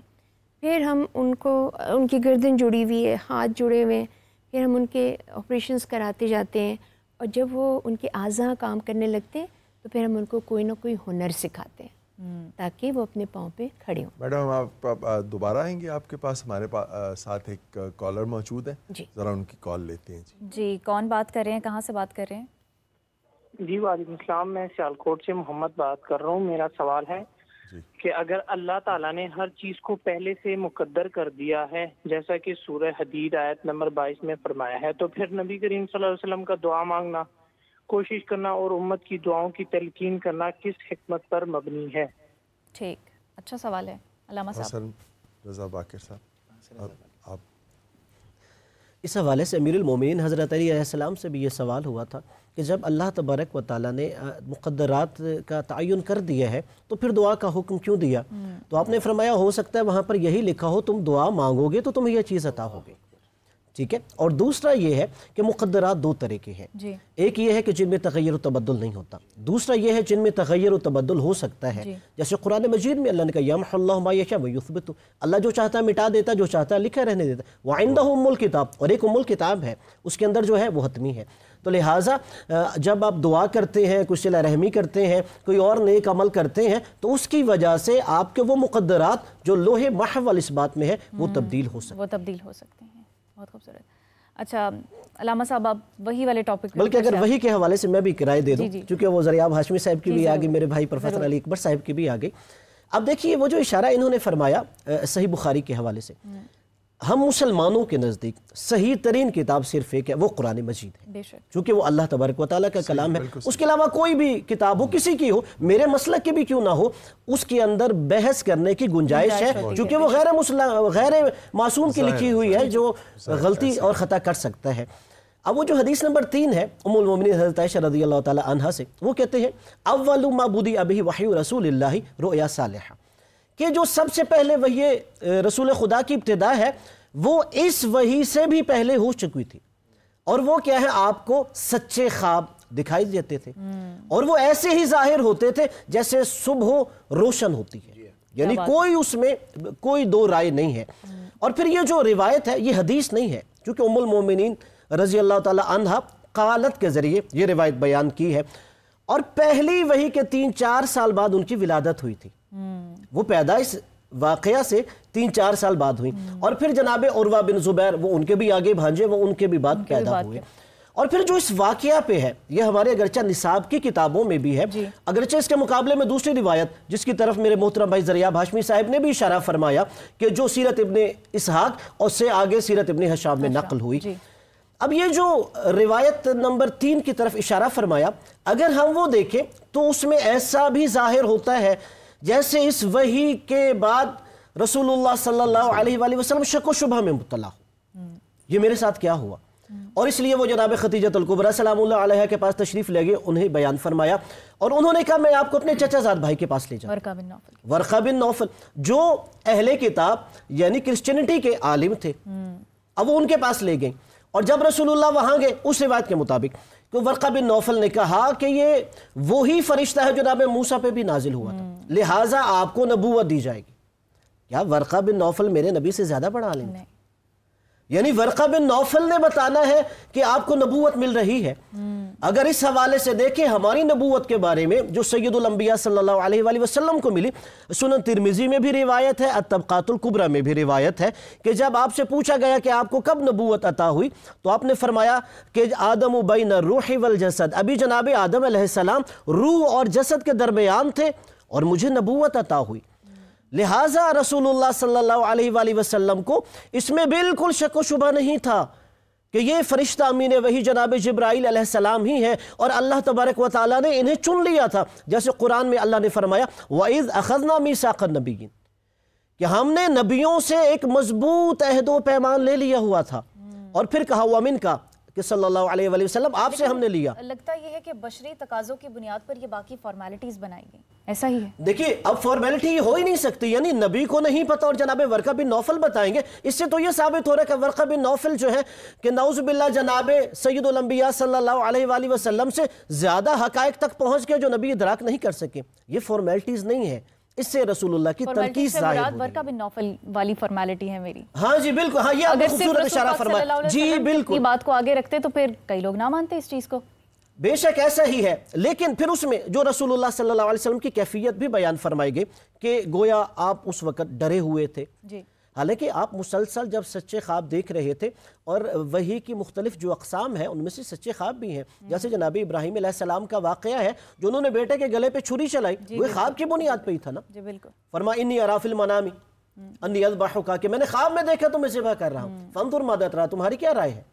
تو نبی کا خواب بھی سچا ہوتا ہے، اور وہ وحی کی ایک قسم ہوتی ہے، وحی کی اور بھی اقسام ہے. لہٰذا اس سے پہلے وہ ایک جو قسم تھی وہ رسول اللہ صلی اللہ علیہ وسلم پر ظاہر ہو چکی تھی. اس کو کیا نام کہیں گے اس قسم؟ وہ رویا صالحہ، وہ جو اسی روایت میں ہے کہ سچے خواب تھے. ٹھیک. اور وہ ایسے ہی ہے جیسے صبح روشن ہوتی ہے اور اس میں کوئی شک نہیں ہوتا، کوئی تاریکی نہیں ہوتی. رسول اللہ صلی اللہ علیہ وسلم کے لیے وہ ایسے ہی ظاہر ہوتے. ایک سوال پوچھا تھا ابتدا میں ہم نے کہ وہ جو حضرت جبرائیل علیہ السلام اور آپ صلی اللہ علیہ وسلم کے درمیان وہ پہلی وحی کا جو موقع تھا، اس پہ آپ صلی اللہ علیہ وسلم پہ کیا کیفیت طاری ہوئی، اس کا کوئی ہمیں اس کی تفصیل بتائیے. آپ صلی اللہ علیہ وسلم نے جو فرمایا نا، جب ما انا بقاری، ما انا بقاری کو اس کی معنی اور ترجمہ کو سمجھنے کی بھی ضرورت ہے. ما انا بقاری کا یہ معنی ایک بھی ہے جس کا سیدھا جواب ہے میں نہیں پڑھتا، ما نافیہ کے طور کے اوپر. اور ایک معنی ہے جیسے ڈاکٹر صاحب نے بیان کیا کہ میں پڑھنے والا نہیں ہوں. ماذا اقرا، میں کیا پڑھوں. ایک روایت میں یہ آتا ہے کیف اقرا، میں کیسے پڑھوں. اب جب اللہ رب العزت کے نام کا ذکر کیا اقرا بسم ربک، اپنے رب کے نام سے پڑھیے، تو حضور اکرم صلی اللہ علیہ وسلم پڑھ پڑے اب میرے مالک کا نام آیا، اب میرے رب کی بات کی ہے آپ نے، اب میرے محبوب کی بات کی ہے، اب میرے معبود کی بات کی ہے. اب وہ سارا پڑھ گئے. اور اس میں نے جو اشارہ دے رہا تھا کہ حضرت آدم علیہ السلام کو علم کی وجہ سے مسجود ملائک بنایا گیا، اور ان مسجود میں جبرائیل بھی شامل ہیں. تو جب جبرائیل امی کا علم حضرت آدم کے برابر نہیں تو ان کے علم کا مقابل کیا ہوگا. یعنی اس سوال میں کہ جبرائیل امی نے سکھایا ہے، نہیں سکھایا، نہیں، صرف ایک چیز بتائی ہے اور آپ کو تحفہ پیش کیا ہے. اور حضور علیہ السلام سب سے پہلے جانتے ہیں. کیوں؟ آقا صلی اللہ علیہ وسلم نے خود بتایا جب حضور سے پوچھا یا رسول اللہ آپ کب سے نبی ہیں؟ فرمایا وآدم بین الروح والجسد، ابھی آدم بھی روح اور جسم کے درمیان تھے، میں اس وقت بھی نبی تھا.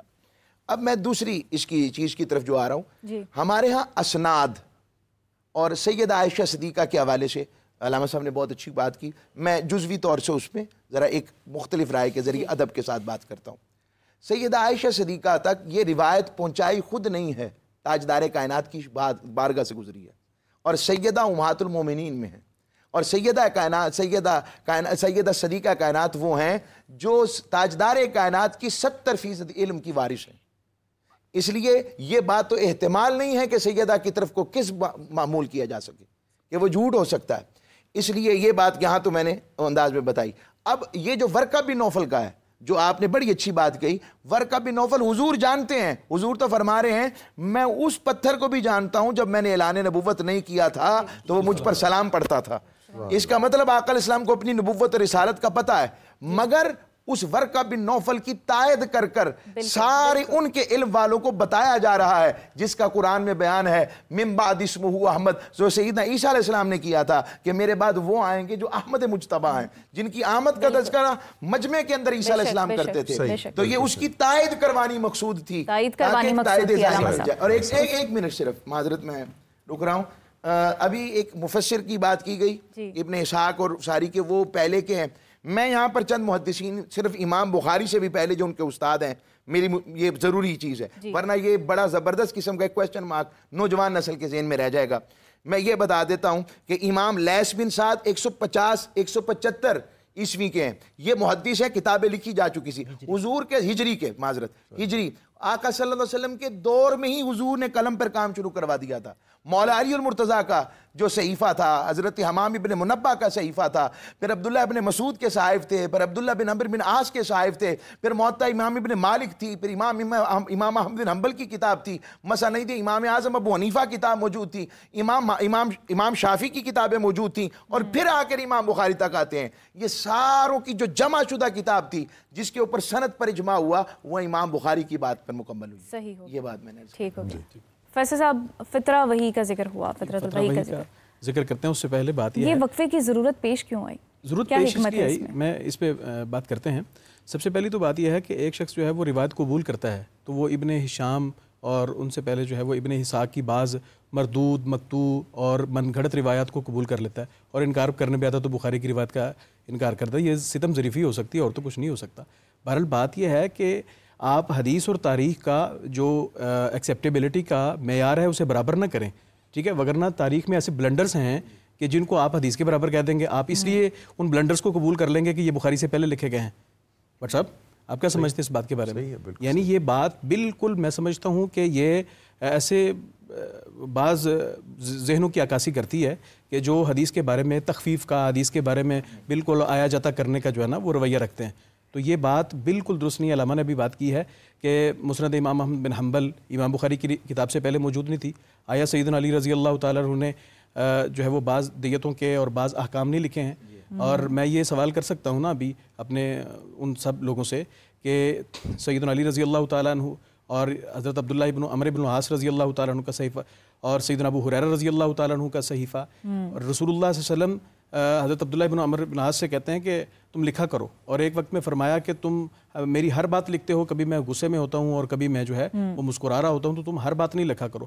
تو یعنی تم ہر بات لکھتے ہو. تو سیدنا عبداللہ ابن عمرو بن العاص کہتے ہیں رضی اللہ تعالیٰ عنہما کہ اللہ کے رسول صلی اللہ علیہ وسلم آپ کبھی غصے میں ہوتے ہیں کبھی محبت میں ہوتے ہیں، تو میں اس لیے ابھی نہیں لکھ رہا تھا. تو اللہ کے رسول صلی اللہ علیہ وسلم نے فرمایا کلا والذی، ہر اس ذات کی قسم ہے جس نے مجھے پیدا کیا ہے، اس زبان سے حق کے سوا نکلتا ہی کچھ نہیں ہے، تو تم لکھا کرو. تو سیدنا عبداللہ بن عمرو بن العاص رضی اللہ تعالیٰ کی سینکڑوں روایات کا مجموعہ صحیفہ صادقہ، اور یہ جو ہے یہ کب موجود تھا؟ حیات طیبہ میں موجود تھا. تو یہ بات کہنا کہ امام بخاری کی کتاب جو ہے وہ 256 میں لکھی گئی اور فلانے ڈھمکانے وقت میں لکھی گئی ہے، تو یہ حدیث کے تخفیف کی ذہنیت ہے کہ جو اس وقت قابل قبول تو نہیں ہو سکتی. Let me complete. اچھا آگے تو بات یہ ہے کہ ہم اگر اسی رویے کے اوپر رہیں گے، اور یہ بات کہنا کہ جیسے علامہ حسن نے کہا کہ جو پہلی وحی ہے وہ اقرا بسم ربک، تو پہلی وحی آپ نے جیسا کوسچن ریز کیا ہے یہ اس کے جواب میں ہے کہ اقرا بسم ربک الذی خلق. آپ یہ پوچھیں کہ وحی کا سلسلہ کیا ہے، وحی کی صورتیں کون کون سی ہیں، تو ان میں آئے گا کہ رویا صالحہ پہلی وحی کا سلسلہ ہے، یعنی وحی کی پہلی قسم ہے. اور اس کے بعد باقاعدہ طور پہ جب وحی کا آغاز ہوتا ہے تو پھر اقرا بسم ربک الذی خلق فترہ وحی ہوتا ہے. تو فترہ وحی کی آپ کے میں کوسچن کو آنسر کر رہا ہوں کہ فترہ وحی جو ہے یہ بعض لوگوں نے لکھا ہے کہ 3 سال ہے، بعض نے 2.5 سال 2 سال لکھا. تو حافظ ابن حجر رحمۃ اللہ علیہ عسقلانی شارح صحیح بخاری ہیں، فتح الباری ان کی شرح ہے، بڑی مقبول عام ہے. تو وہ لکھتے ہیں کہ یہ چند دنوں کا یہ وقت تھا. بعض نے 18 دن کا بھی کہا ہے, تو یہ اتنا ہی وقت تھا. تو اس کے اندر اللہ کے رسول صلی اللہ علیہ وسلم کو یہ جو پہلی وحی آئی اور اس کے اندر ایک اچانک سے ذمہ داری سونپ دی. اب یہ تو بات نہیں ہے نا کہ ورقہ بن نوفل بتائیں گے کہ وہ نبی اکرم صلی اللہ علیہ وسلم سے زیادہ جانتے ہیں, یہ تو بالکل بیجا بات ہے نا. تو ورقہ بن نوفل سے تو ایک تصدیق کروائے گی کہ یہ جو بات آئی ہے یہ کیا ہے. تو ورقہ بن نوفل کہتے ہیں کہ یہ وہی فرشتہ ہے, وہی لے کے آیا جو موسیٰ علیہ السلام پہ آیا تھا. ایک تو بات یہ ہے. دوسری بات یہ ہے کہ ورقہ بن نوفل کی بات کے بعد رسول اللہ علیہ السلام کے یہ جو وحی کا سلسلہ رکا ہے, یہ اس تسکین کے لیے تھا, اس نبی صلی اللہ علیہ وسلم کا ڈھارس بندھانے کے لیے, حوصلہ دینے کے لیے, اور نبوت کے اس بھار اور اس برڈن کے لیے نبی صلی اللہ علیہ وسلم کو ذہنی طور پہ تیار کرنے کے لیے تھا کہ جو نبی صلی اللہ علیہ وسلم کو آئندہ آنے والے حالات میں پیش آنے والا تھا. اور اس کا اشارہ بھی ورقہ بن نوفل کی بات میں موجود ہے. کاش میں اس وقت زندہ ہوں کہ جب آپ کی قوم آپ کو مکہ سے نکالے گی, آپ کے شہر سے نکالے گی. تو نبی صلی اللہ علیہ وسلم نے اس پہ بھی حیرانی کا اظہار کیا. ٹھیک ہے, تو اب آپ یہاں سے یہ کہہ دیں گے کہ نبی صلی اللہ علیہ وسلم کو یہ بھی پتہ نہیں تھا اور یہ ورقہ بن نوفل کو پتہ تھا. یہ انبیاء کے ساتھ ہوتا آیا ہے. زریاب صاحب بھی شامل گفتگو ہے, کیا کہیں گے آپ؟ پروفیسر صاحب نے تفصیلاً بیان کیا. اچھا پہلی بات تو یہ پروفیسر صاحب سے بھی اور باقی تمام مہمانان گرامی سے میری ریکویسٹ ہے کہ مقصد ہمارے اس پروگرام کا, مقصد میری گفتگو کا یہ ہے کہ اس کمرے سے باہر موجود جو آڈینس آپ کو دیکھے گی, آپ کے اس چینل کے توسط سے آپ تک رسائی حاصل کرتی ہے, ان کو ریسرچ کے دروازے بند کرنے کا آپ ہم میں سے کوئی رائٹ نہ رکھے اپنے پاس. ریسرچ کے دروازے کھلے رکھیں. ایسا میسج نہیں دینا چاہیے. جی سوری, وہ اپنی بات مکمل کر رہے ہیں. ریسرچ بند کرنے کا میسج نہیں ہمارے اس پلیٹ فارم سے نہیں جانا چاہیے, اور یہ تو اللہ تعالیٰ کا مطلوب ہے. قرآن کریم افلا یتفکرون افلا یتدبرون افلا تتفکرون بار بار یہ کہہ رہا ہے کہ تم ریسرچ غور و فکر کیوں کرتے نہیں ہو. یہ تو قرآن کریم کا منشا ہے کہ ہم اس بات پہ جو ہے نا وہ سائنٹیفک ریسرچ ہو یا قرآنک اسٹڈیز کی ریسرچ ہو, اس کو جو ہے وہ کر کے لائیں اور نئے نئے نکات سامنے لائیں. یہ تو قرآن کریم کا جو ہے وہ بنیادی تقاضا ہے. لیکن اس ریسرچ کے نام پہ کسی ایسی مسترد بات کو رد کر دینا اور کسی جو ہے وہ غیر معیاری بات کو اس کے اوپر ترجیح دے دینا, یہ تو بالکل ریسرچ نہیں ہے. آپ اپنی بات مکمل کیجیے. یہ بھی ریسرچ نہیں ہے. میں عرض کرتا ہوں جو آپ نے کہا نا غیر معیاری بات آپ نے, یعنی میں یہ چاہتا ہوں کہ ہم کسی بھی اتنے پرانے اور معتبر کانٹینٹ کو غیر معیاری کہہ کے یا غیر مستند کہہ کے رد نہ کریں, اس کو اپنے مطالعے کا حصہ ضرور بنائیں. مطالعے کے بعد معیار کو میں نے یہ کہا گزارش, میں نے یہ کہا کہ حدیث اور تاریخ کی ایکسیپٹیبلٹی کا جو کانسیپٹ ہے وہ برابر نہیں ہے. حدیث کے جو قبول حدیث کا تعلق رسول اللہ علیہ السلام کی ذات والا صفات سے صادر ہونے والے فرامین کے ساتھ ہے, اور تاریخ وہ رسول اللہ کی ذات کے علاوہ بھی اور بہت ساری شخصیات ہیں. پروفیسر صاحب آپ کی بات ہمارے پاس آ گئی ہے, ان کا جواب مکمل ہونے دیجیے. جی زریاب صاحب. دیکھیں, میرا کہنے کا مطلب یہ ہے جو ہمیں سن رہا ہے اس کے پاس سارے دروازے کھلے ہونے چاہیے, چاہے وہ حدیث کے ہوں, چاہے وہ روایت کے ہوں, چاہے وہ تاریخ کے ہوں. اب یہ تین چیزیں میں نے ذکر کی ہیں, حدیث, روایت اور تاریخ. یہ تینوں چیزوں سے بالا قرآن حکیم ہے, اور قرآن حکیم میں سورہ نجم کی اگر آپ پہلی کچھ, ویسے تو چھوٹی سی سورت ہے وہ, لیکن اگر پہلی 5-7 آیات میں ہی مطالعہ کریں تو اللہ تعالیٰ یہ تک کہتے ہیں کہ اور نبی کو شک نہیں تھا کسی چیز پہ. تو قرآن سے بالا حدیث نہیں ہوگی. ہم جب بھی قرآن کو میٹر رکھیں گے, علم کو میٹر رکھیں گے, تو معیار علم رہے گا. جیسے ہی قرآن پاک سورہ نجم میں شان, نبی کی شان کچھ اور بتا دیتا ہے کہ جب وحی نازل ہوئی ہے تو نبی کی شان ہی کچھ اور ہے, اور جبرائیل علیہ السلام کی شان بھی یہ ہے کہ افق پہ چھا گئے ہیں, وہ کسی غار میں موجود نہیں ہے, افق پہ چھا گئے ہیں, اور غار ہرا کے باہر آ کے آقا علیہ السلام بڑی شان سے ان کو دیکھ رہے ہیں. اور اس کے بعد سورہ نجم یہ بھی کہتی ہے کہ نبی کے بھی دل میں کوئی ڈاؤٹ نہیں تھا.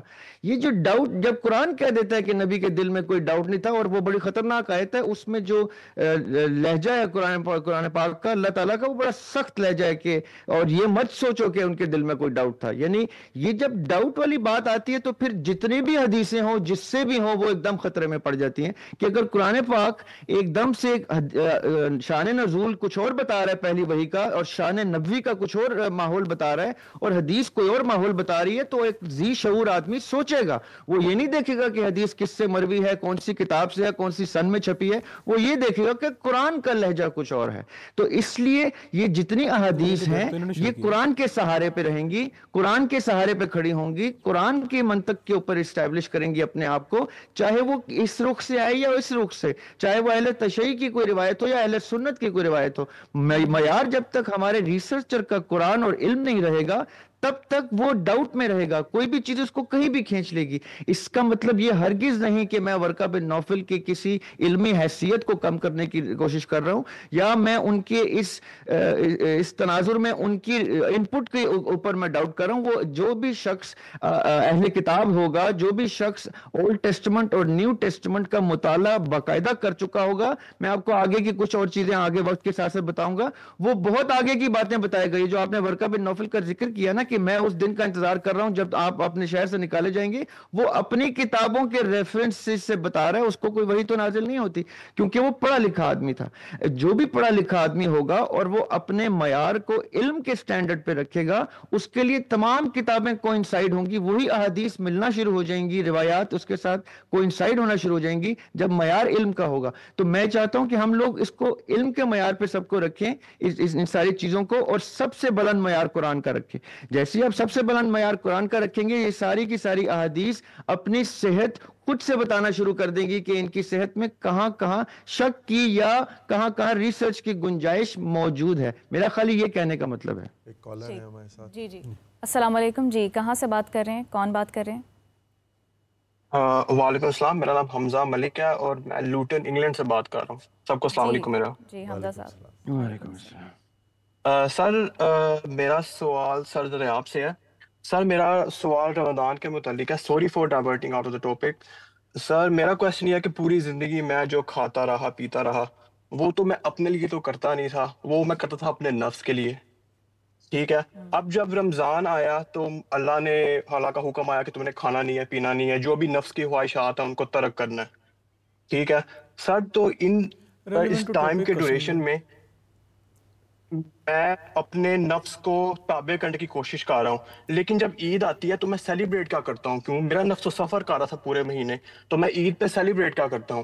کیا کمپیشن سیلیبریٹ کرتا ہوں اپنے نفس کے لیے، ایمپتھی سیلیبریٹ کرتا ہوں؟ پرپس کیا پھر عید آنے کا؟ پلیز اس کو بیان کر دیں۔ تھینک یو، جزاک اللہ۔ سریاب صاحب آپ اس کا جواب دیجئے پلیز، اس سوال کا جواب دیجئے۔ پہلی بات تو میں کوئکلی خالی آپ کے وہ سیلیبریٹ کرنے کو بتا دوں، کیونکہ آپ اپنے نفس کے سے قید کی آزادی کو سیلیبریٹ کرتے ہیں کہ میں نے ایک مہینے میں ثابت کر دیا کہ میں نفس کا تابع نہیں ہوں، میں نفس کا غلام نہیں، میں اپنے رب کا غلام ہوں، اپنے رب کا تابع ہوں۔ میں نے ایک مہینہ اس سے دوری سے یہ ثابت کیا، اور اسی کو آپ شوال کے چاند پہ سیلیبریٹ کرتے ہیں۔ اگر آپ کے سوال کی اس سیلیبریشن کو میں ملحوظ خاطر رکھوں، ویسے آپ کے سوال کا اوریجنل اس کا جو ایسنس ہے اس کے اوپر میں جواب دینے کی کوشش کرتا ہوں۔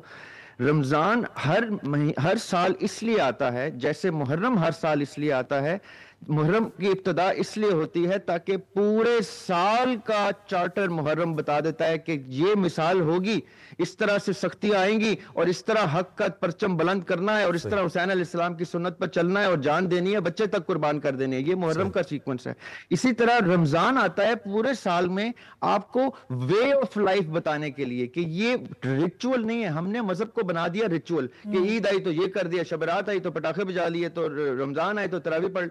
یہ ریچول نہیں ہے۔ رمضان آتا ہی ہمارا لائف سٹائل اسٹیبلش کرنے کے لیے کہ مومن کا لائف سٹائل ہی وہ ہوتا ہے جو قرہ ارض کے اوپر رمضان میں مسلمان کی جھلک ہوتی ہے۔ یہ ایک مہینہ کر کے دکھانے کا مطلب یہ ہے کہ آپ باقی کے 11 مہینے آپ نے ایسے ہی گزارنے ہیں، اسی طرح پرہیزگاری سے گزارنے ہیں۔ اگر بھوک افلاس نہیں بھی اس طرح سے آپ دیکھ سکتے جو جس طرح سے آپ رمضان میں اپنے اوپر ڈالتے صادر کرتے ہیں، تو کم از کم ان لوگوں کا خیال آ جاتا ہے جو 2 وقت کی روٹی بھی کھا نہیں سکتے، اور ان ساری پرہیزگاریوں کی عادت بن جاتی ہے تاکہ آپ رمضان کے بعد شوال ہو یا ذیقعد ہو، آپ اسی لائف سٹائل کے ساتھ چلیں جس لائف سٹائل کو آپ نے 30 دن رمضان کے یا 4 ہفتے رمضان کے آپ نے کر کے دکھایا کہ میں یہ کر سکتا ہوں۔ اور جب میں نے یہ کیا، میں نے اپنے آپ کو اللہ کے بھی بہت قریب پایا، میں نے اپنے آپ کو اصولیات اور اخلاقیات کے قریب پایا، میں نے اپنے آپ کو دینیات کے قریب پایا، دنیا مجھے زیادہ پسند کرتی تھی, میری ان عادات سے زیادہ سیف تھی اور زیادہ تعلق اسٹیبلش کرتی تھی, میرا اسپرچل ریلم بھی ٹھیک تھا, میرا فزیکل ریلم بھی ٹھیک تھا. یہ تو معجزہ ہو گیا مجھ پہ, 1 مہینہ میں نے اپنے ساتھ جو کیا. اب یہ معجزہ ایسا ہو گیا مجھ پہ کہ اب مجھے اپنے اوپر یہ طاری کرنا ہے اور تھرو آؤٹ 11 منتھس لے کے چلنا ہے. ہم کیا کرتے ہیں, شوال کا چاند آتا نہیں نظر اور ہم یہ سارا لائف سٹائل ایک لباس کی طرح اتار کے الماری میں لٹکا دیتے ہیں کہ اب 1 سال کے بعد ہم نے یہ لباس پہننا ہے. یہ فرق ہے رمضان کا لائف سٹائل ہونے کا اور ریچول ہونے کا, اور یہ محرم کے لائف سٹائل ہونے کا اور ریچول ہونے کا. جو لوگ محرم کو بھی ریچول بناتے ہیں وہ بھی باقی 11 مہینے اس ریچول کو الماری میں لٹکا دیتے ہیں. جو لوگ رمضان کو ریچول بناتے ہیں وہ بھی وہ الماری میں لٹکا دیتے ہیں. یہ ہم نے اصولیات کا حصہ بنانا ہے, لائف کوڈ آف لائف بنانا ہے تاکہ یہ ریفلیکٹ ہو ہم سے رمضان, ہمارے اندر رمضان نظر آئے, محرم ہمارے چہرے پہ جل کے. بالکل. ایک اور کالر ہمارے ساتھ موجود ہیں. السلام علیکم جی, کہاں سے بات کر رہے ہیں آپ, کون ہیں؟ وعلیکم السلام, میرا نام مریم ہے, اسلام آباد سے بات کر رہی ہوں. میرا سر سرزریاب سے ہے اور سوال تو میرا کور ہو چکا ہے, سر نے بتا دیا ہے کہ ایکچولی میرا سوال یہ تھا کہ آپ صلی اللہ علیہ وسلم اور صحابہ کس طرح رمضان قرآن کے ساتھ گزارتے تھے. ادھر ہم نے قرآن پاک اس طرح پڑھتے ہیں جیسے مذہب میں پڑھا جاتا ہے, قرآن پاک کمپلیٹ کر لیتے ہیں, تلاوت کرتے ہیں, رمضان پڑھتے ہیں, تراویح پڑھتے ہیں, تہجد سب کچھ کر لیتے ہیں, تفسیریں بھی پڑھ لیتے ہیں, لیکن پھر بھی ہم کسی ایک پوائنٹ پر نہیں پہنچ پاتے ہیں کہ جس سے ہمارے اندر چینج آ جائے, جس سے ہم دین میں ایکٹیو ہو جائیں, جس طرح صحابہ ایکٹیو تھے. آپ نے بتایا کہ رمضان ایک لائف سٹائل بن جاتا ہے ہمارا, ہم نے ریچول یہاں پہ بنا لیا ہوا ہے. تو سر تھوڑا سا اس کو اور ایلیبوریٹ کر دیں کہ آپ صلی اللہ علیہ وسلم اور صحابہ کا طرز زندگی کیا تھا رمضان میں, ہم بھی وہ طرز زندگی اپنا لیں تو ہمارے اندر بھی چینج آ جائے, ہم بھی وہی بن جائیں جو دین میں ایک مومن کی ڈیمانڈ ہے اللہ کی طرف سے. جی ذرا آپ جی دیکھیے, ایسے تو جیسے انہوں نے کہا کہ ایڈریس ہو گیا, میں ایک چیز اس میں ایڈ کر دیتا ہوں لائف سٹائل کا ڈفرنس بتانے کے لیے. آقا علیہ السلام ہوں, ان کے اصحاب ہوں, ان کے اہل بیت علیہ السلام ہوں, یہ وہ لوگ ہیں جو, میں اس کی اگزامپل آپ کو دیتا ہوں. ابھی آج پہلی وحی جب ڈسکس ہو رہی ہے تو ایک بڑی خوبصورت چیز سامنے آتی ہے اس پہلی وحی کو کانٹیکسٹ میں, پری ٹیکسٹ میں, کہ آقا علیہ السلام عبد المطلب کی طرح ایک ریچول کی طرح نہیں, لائف سٹائل کی طرح, سمجھے گا, لائف سٹائل کی طرح حرا میں جاتے تھے اور معتکف رہتے تھے, 1 مہینہ معتکف رہتے تھے, فیملی کے ساتھ معتکف رہتے تھے. اور یہ اب دیکھیں وہی آئی نہیں ہے, پہلا میسج آیا نہیں ہے, تو وہ معتکف کیسے رہتے تھے اور اس اعتکاف کے دوران وہ کیا عبادات تھی جو کرتے تھے آقا علیہ السلام. یہاں تک روایات پائی جاتی ہیں کہ بعثت سے پہلے کے 20 حج ریکارڈڈ ہیں آقا علیہ السلام کے. اب اس روایت کی صحت میں جتنا بھی شک کریں, جب آپ آقا علیہ السلام کی پروفائل کرتے ہیں تو یہ ثابت ہوتا ہے کہ واقعتاً اگر وہ معتکف ہیں, اعتکاف کر رہے ہیں, وہی سے بھی پہلے وہ حرا میں جا کے ایک اپنا کوئی اسپرچول ریلم اسٹیبلش کرتے ہیں, اللہ تعالیٰ سے کسی طرح ہم کلام ہوتے ہیں, کسی جگہ پہ پائے جاتے ہیں وہ, اور یہ ان کا لائف سٹائل ہے. تو وہ 20 حج بھی ان کا لائف سٹائل کا حصہ ان کے ساتھ ویلیڈیٹ ہوتے ہیں. یہ میں کیوں کہہ رہا ہوں کہ لائف سٹائل اس چیز پہ ڈیپینڈنٹ نہیں ہوتا کہ مجھے آگہی کب آئے. یہ بات سمجھیے گا میری.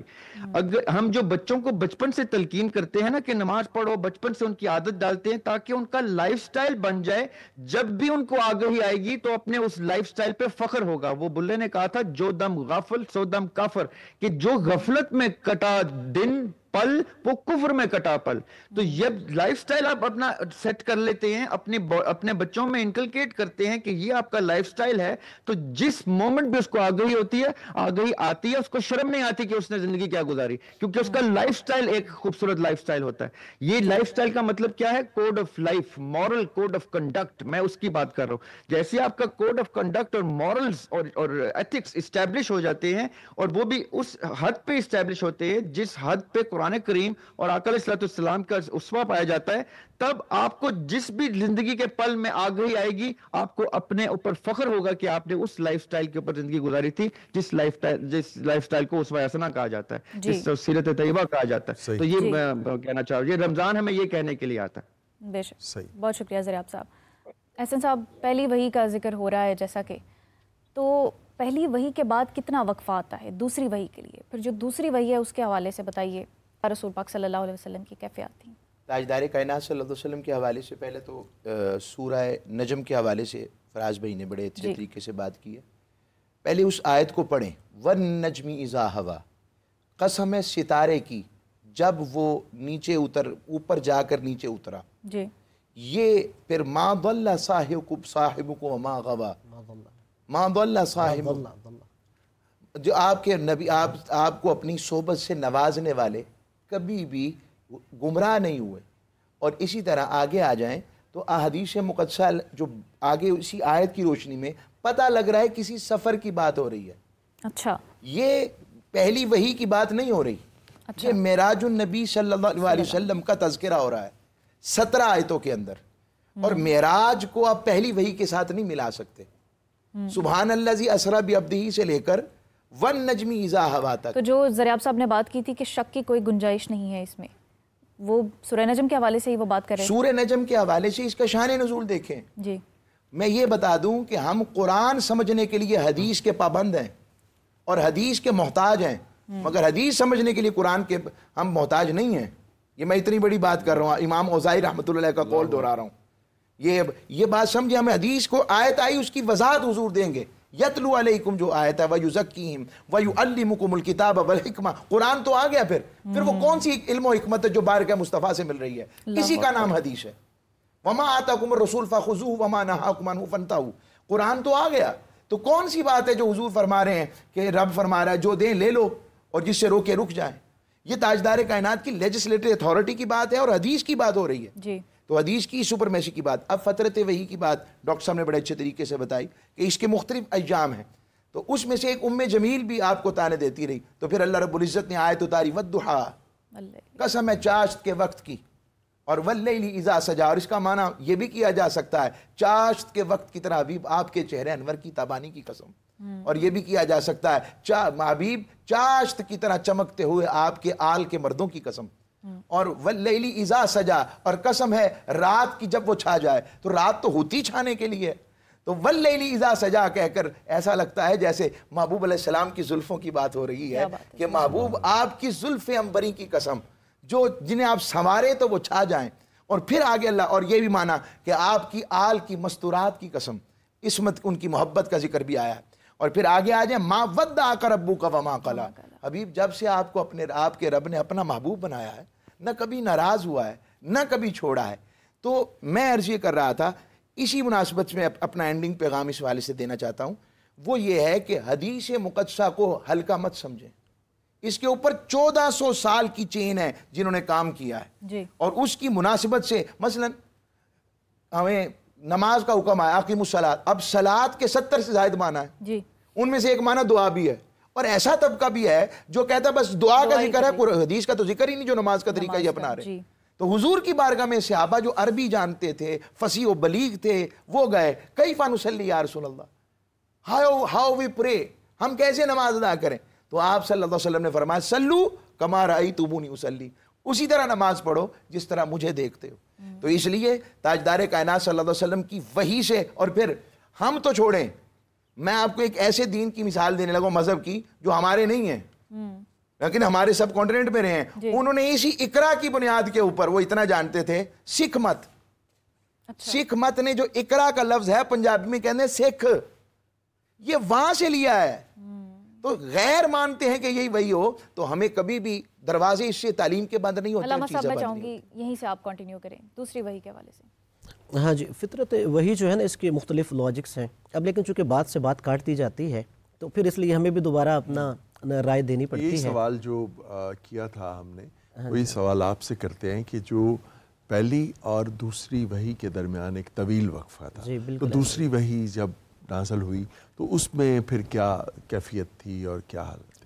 نہیں ایسا ہی ہے. نہیں میں وہ کہہ رہا تھا کہ وہ میرے بھائی پروفیسر علی اکبر صاحب جو ہے نا وہ زریاب صاحب کے درمیان میں جواب دے رہے تھے. ہاں جی، لیکن موقف چونکہ ہمیں دے دینا چاہیے، اب وہ ہمارے ناظرین سامعین کے لیے ہے کہ وہ جو بھی آگے رائے قائم کرنا چاہیں.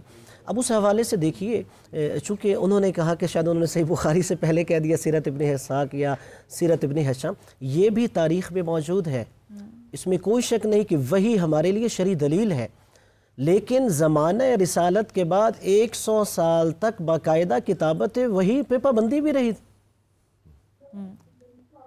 تو ظاہری بات ہے کہ اس دوران کتنی ایسی باتیں رسول اللہ صلی اللہ علیہ وآلہ وسلم سے منسوخ فرمائی گئی جو آپ نے ارشاد نہیں فرمائی تھی. اور یہی وجہ ہے کہ وہاں سے ہی مسائل بگڑتے چلے گئے.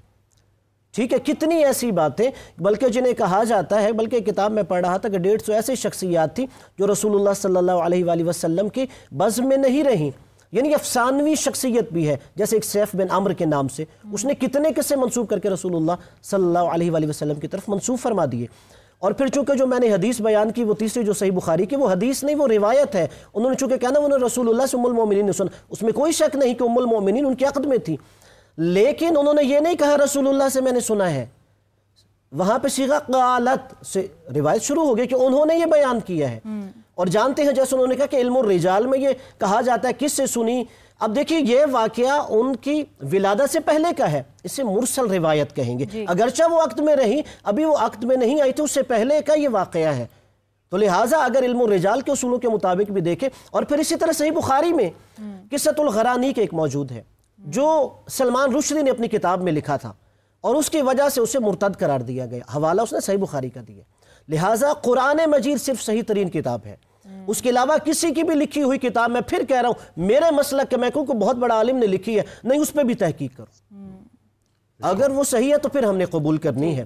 کالر ہمارے ساتھ ایک موجود ہیں، ان سے بات کریں گے۔ السلام علیکم جی، کہاں سے بات کر رہے ہیں؟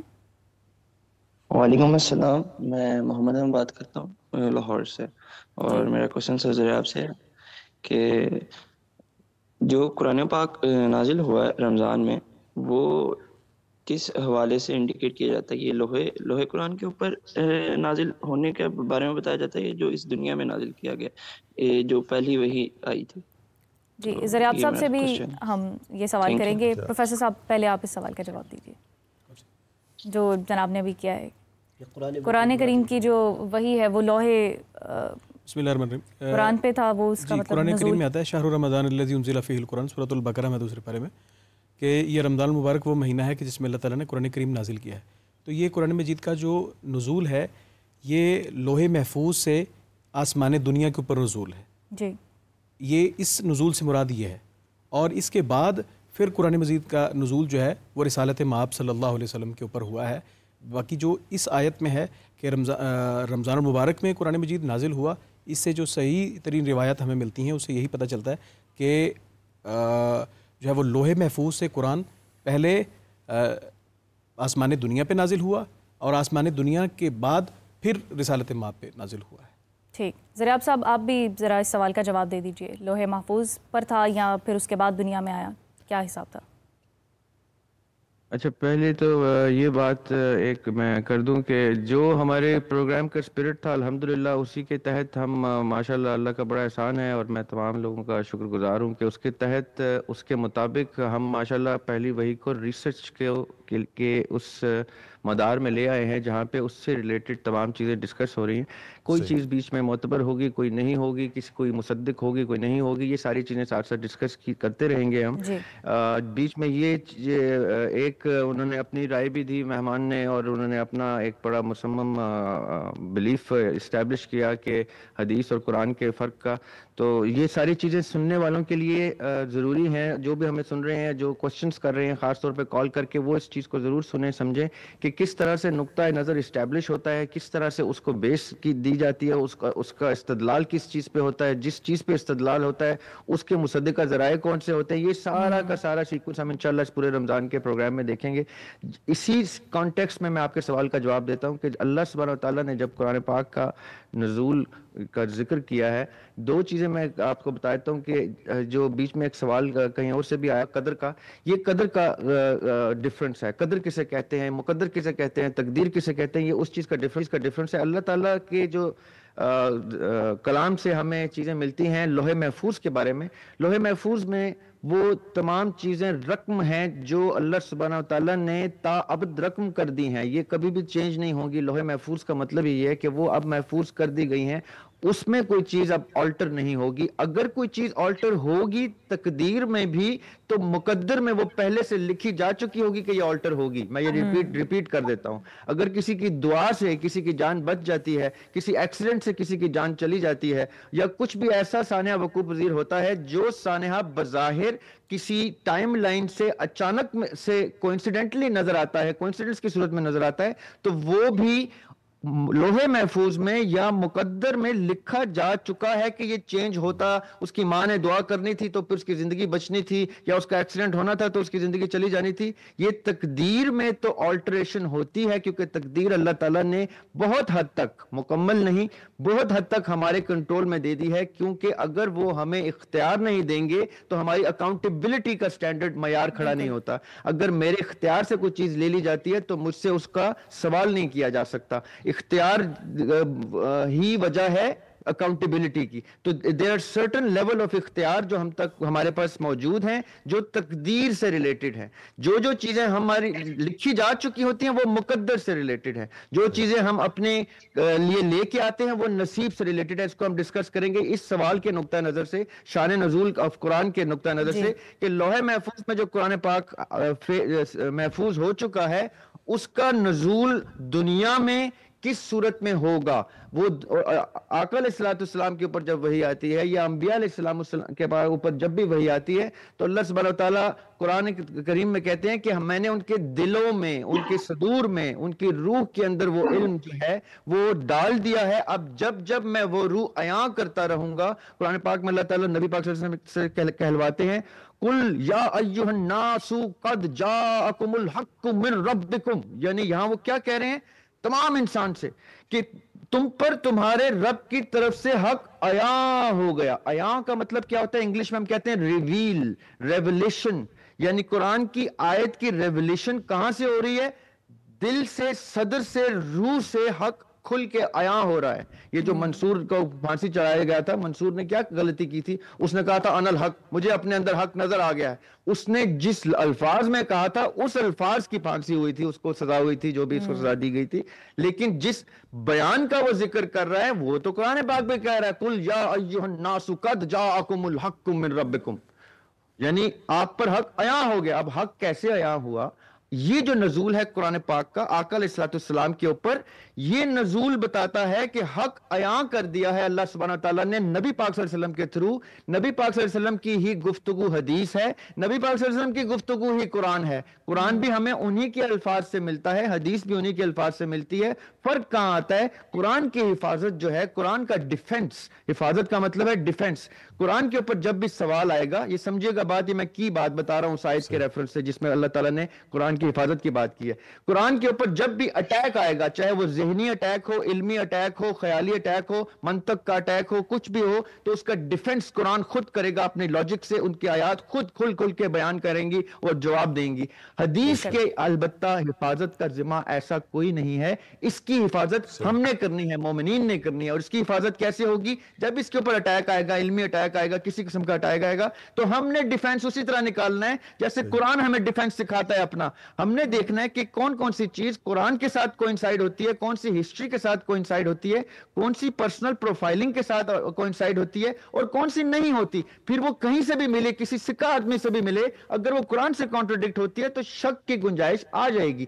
اس کا یہ ہوتا ہے ڈیفنس، یہ ہوتی ہے حفاظت. میں بھی حدیث کی حفاظت کر رہا ہوں، میں بھی قرآن پاک کی حفاظت کا پیٹرن سے سیکھ رہا ہوں کہ کس طرح سے سیکھا جاتا ہے. یہ مومن نے کرنا ہی یہ ہوتا ہے. یہ ہوتا ہے نزول کے، جب اب آپ کے اوپر، میرے اوپر قرآن کب نازل ہوگا؟ جب ان کی آیات اب مجھ پر اپنا حق عیاں کرتی جائیں گی تو میرے لیے اس کا نزول واجب ہو گیا، سامنے آ گیا، ویزیبل ہو گیا ہے.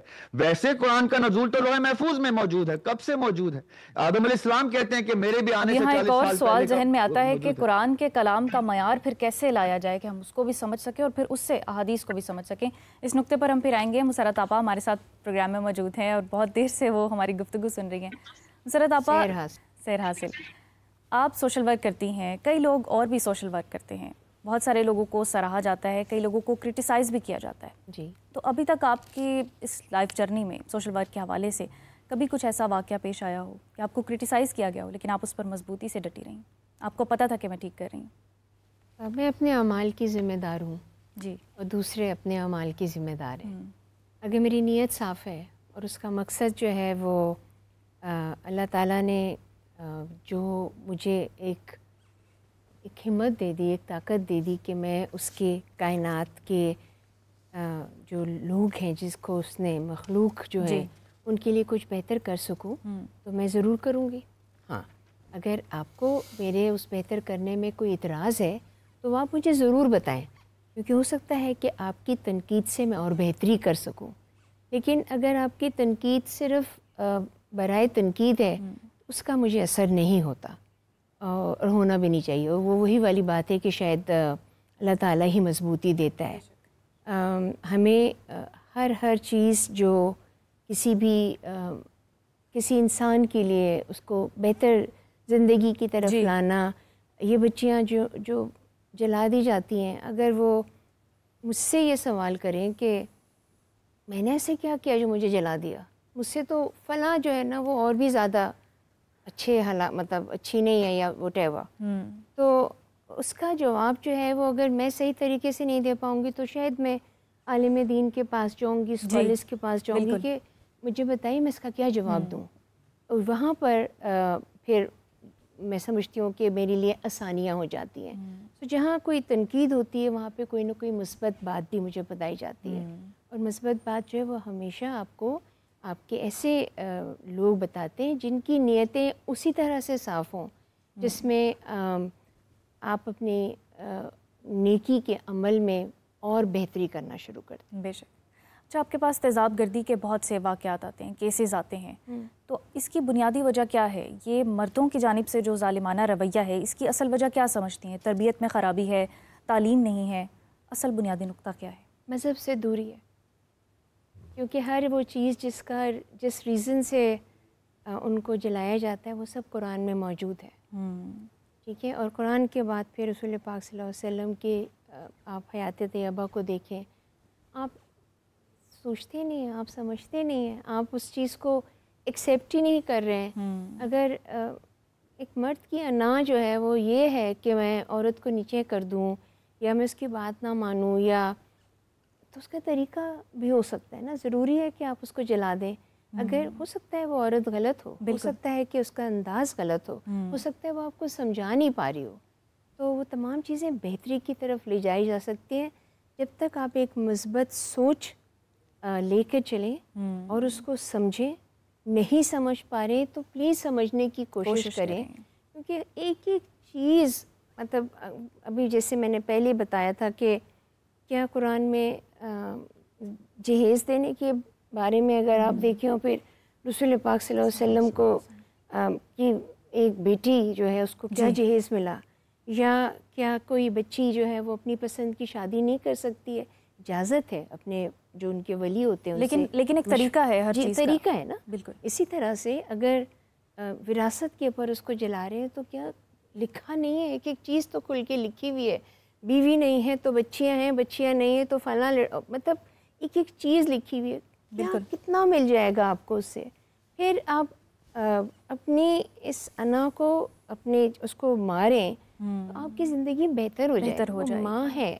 اور بڑا خوبصورت آپ نے جو ہے وہ اس میں پوائنٹ بتایا کہ دین سے دوری جو ہے پھر وہ عدم برداشت پیدا کرتی ہے اور معاشرے میں اس کے بعد پھر تعلیم جو تعلیم و تربیت، کیونکہ تعلیم آپ کو بتاتا تو بہت کچھ ہے، لیکن شعور جو ہے وہ آپ کو آپ کے دین سے ملتا ہے. شعور جو ہوتی ہے وہ آپ کی سمت کو تعینات کرتا ہے کہ آپ نے کس سمت میں جانا ہے، اور وہ سمت جو ہے وہ صرف اور صرف آپ کو اپنے مذہب سے مل سکتی ہے. میں عالمہ نہیں ہوں، میں اچھی باتیں سنتی ہوں، اور لیکن آپ معاشرے کی ریالٹی کو فیس کرتی ہیں. آپ کے پاس جب مسائل آتے ہیں تو آپ ان کو بہت قریب سے دیکھتی ہیں. اچھا مسرت آپ آگے چل کے نا ہم آپ سے بیوٹی کے حوالے سے بھی بات کریں گے. بیوٹی انڈسٹری کی آپ بیوٹی کے حوالے سے بیوٹی انڈسٹری میں آپ کی ایک الگ شہرت ہے. ہم رمضان کے حوالے سے آپ سے بات کریں گے. اسکن ہائیڈریشن اور پھر اسکن کا خیال ہم کیسے رکھ سکتے ہیں؟ مطلب یہ کہ اب یہ حصہ ختم ہو گیا؟ نہیں ابھی ہم علامہ صاحب کے پاس جائیں گے. میں نے ایک سوال یہ پوچھنا ہے کہ پلیز یہ ایک بہت اچھا پلیٹ فارم ہے جہاں پہ پلیز آپ بتائیے، اور آپ بھی بتائیے، اور ہمارے جو کہ خواتین کے ساتھ یہ جو ظلم و ستم ہوتا ہے، یہ تیزاب پھینکے جانے کے واقعات یا مٹی کا تیل چھڑک کے ان کو جلائے جانے، یا بچیوں کے ساتھ جو ہوتا ہے، اس کے بارے میں آپ کیا کہیں گے؟ کہاں قرآن میں ایسی کوئی مضبوط چیز ہو جس کو سن کے آدمی جھرجھرا جائے یہ نہیں کرنا چاہیے؟ علامہ صاحب بہت اہم موضوع ہے، بہت عمدہ سوال پوچھا، بہت خوبصورت آپ نے سوال پوچھا. خوبصورت. میں عرض کروں گا کہ جو واقعات معاشرے میں ہے نا، اس میں دو چیزوں کی ضرورت ہوتی ہے. پہلا مرحلہ ذہن سازی اور دوسرا قانون سازی. جیسے میری بہن نے اشارہ کیا کہ لوگوں کی ذہن سازی نہیں ہے, اتنی زیادہ دوری ہے دین سے کہ اس وجہ سے وہ اپنی جو خواہشات ہوتی ہیں, ہوس ہے, اسی کو آخری فیصلہ سمجھ کے کسی کی بیٹی کو جو ہے ساری زندگی اس کی تباہ کر دی جاتی ہے. لوگوں کی ذہن سازی کی ضرورت ہے. اور دوسرا قانون سازی ہے کہ جو ایسے درندے ہیں ان کے لیے حکومت سخت قانون سازی کے بعد ان کو سزا دے. اب جیسے وراثت کے لیے حکومت نے قانون سازی کر دی, یعنی بیٹی کو وراثت ملے گی. اب جہیز کے حوالے سے بھی حکومت کو قانون سازی کرنی چاہیے اور اس کے لیے ایک تجویز بھی دے رہا ہوں. اب وہ کہیں گے جی کیسے جہیز میں کیا کوئی ہم خاص رکھ دیں کہ یہ دے, نہیں, یہ رکھیں کہ جو لڑکا حق مہر دے رہا ہے نا اس کے کتنا % کے برابر ہونا چاہیے.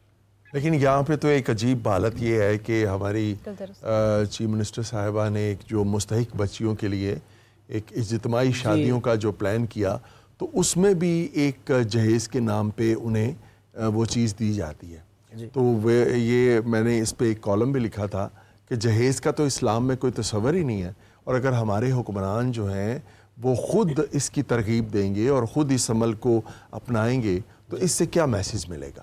بہت خوبصورت. بلکہ جیسے انہوں نے اشارہ کیا نا کہ اگر نبی کی بیٹی کا جہیز بھی تھا, وہ جہیز کہاں سے بنایا تھا؟ 500 درہم حق مہر رکھا گیا, اس کو 3 حصوں میں ڈیوائیڈ کیا گیا. وہ جو ایک حصہ تھا وہ آپ نے صحابہ رضوان اللہ تعالیٰ علیہم کو دیا اور کہاں جائیں بازار سے یہ ضرورت ہے زندگی کا سامان لے کے آئیے. یعنی اس میں کوئی حکومت پہ آپ پارلیمنٹیرین سے ملیے, ماشاءاللہ آپ جیسے کالم نگار ہے, اس پہ آواز اٹھائیے کہ قانون سازی ہونی چاہیے. اب جیسے پہلے بیٹیوں کے لیے بہت زیادہ مسئلہ ہوتا تھا, خاندان میں اپنے ناک بچانے کے لیے بارات آ گئی تو انہیں ایسے لوازمات دیں کہ قرض اٹھا کے بھی دینے پڑتے, ون ڈش کی وجہ سے آسان ہو. بڑی خوبصورت بات علامہ صاحب نے کی کہ اوپر سے قانون سازی اور نیچے سے کردار سازی ہونی چاہیے. آپ کیا فرمائیں گے؟ اس میں سب سے زیادہ تو ہمارے جو سوسائٹی میں تربیت کی ضرورت ہے. تربیت کی ضرورت ہے کہ اس منہج کے اوپر تربیت کی جائے کہ جو نبی صلی اللہ علیہ وسلم نے اپنی سوسائٹی کی ہے. جب تک ہم وہ بیس نہیں لے کے آئیں گے جو بیس اس محمد صلی اللہ علیہ وسلم کی سوسائٹی کی تھی, تو تب تک یہ جو بگاڑ ہے اس کا اصلاح جو ہے وہ شاید ممکن نہ کہیں تو مشکل ضرور ہے. اس لیے کہ نبی صلی اللہ علیہ وسلم نے یہ بارہا یہ مرتبہ ارشاد فرمایا کہ تم میں سے سب سے اچھا بندہ وہ ہے کہ جو اپنے گھر والوں کے لیے اچھا ہے. خیرکم لأہلہ, تم میں سے سب سے اچھا بندہ وہ ہے جو گھر والوں کے لیے اچھا ہے. پھر نبی صلی اللہ علیہ وسلم نے حجۃ الوداع کا خطبہ دیا تو اللہ کے رسول صلی اللہ علیہ وسلم نے فرمایا تم عورتوں کے مسئلے میں ڈرتے رہنا. اور نبی علیہ السلام بارہا یہ بات ارشاد فرماتے رہتے ہیں. تو میں یہ سمجھتا ہوں کہ جیسے علامہ حسن صاحب نے بات کی تو اسی بات یہ تھی کہ پہلی تو یہ ہے کہ تربیت, کردار سازی, پھر یہ ہے قانون سازی. اور قانون موجود ہوں گے, میں یہ نہیں کہتا ہوں کہ قانون نہیں ہوں گے, اگر نہیں ہے تو اگر نہیں ہے تو قانون سازی ہونی چاہیے. اور اگر قانون سازی ہوئی نہیں ہوئی ہے تو اس چیز کو جو ہے عمل درآمد ہونا چاہیے. عمل درآمد چونکہ بہت ضروری ہے, اور جب تک جو ہے وہ آپ کو مجرم کو اس کے جرم کی سزا نہیں ملے گی. ہم تو یہ ڈے فرسٹ سے بات کرتے آ رہے ہیں, اور جب ہم یہ بات کرتے ہیں تو پھر لوگوں کو کیپٹل پنشمنٹ یاد آ جاتی ہے, اور پھر لوگوں کو سزاؤں کا جو ہے نا, یعنی وہ مجرم سے بھی ہمدردی, وہ ڈاکٹر اقبال کا شعر ہے بٹ صاحب کہ کس سے تو محبت کا صلہ پائے گا, قاتل سے بھی اور مقتول سے ہمدردی بھی, جی تو کس سے جو ہے صلہ پائے گا. تو بات یہ ہے کہ اگر آپ ایک سوشل ایشو کے اوپر بات کر رہے ہیں تو میں یہ سمجھتا ہوں کہ پوری سوسائٹی کو ہمیں ایز ہول سوسائٹی بات کرنی چاہیے, اور اس کے اوپر لوگوں کو اپنے بچوں کی تربیت کرنی چاہیے. بیٹیوں کی بھی تربیت کریں اور اس سے زیادہ بیٹوں کی تربیت کریں, اور بیٹوں کو انسانیت سکھائیں.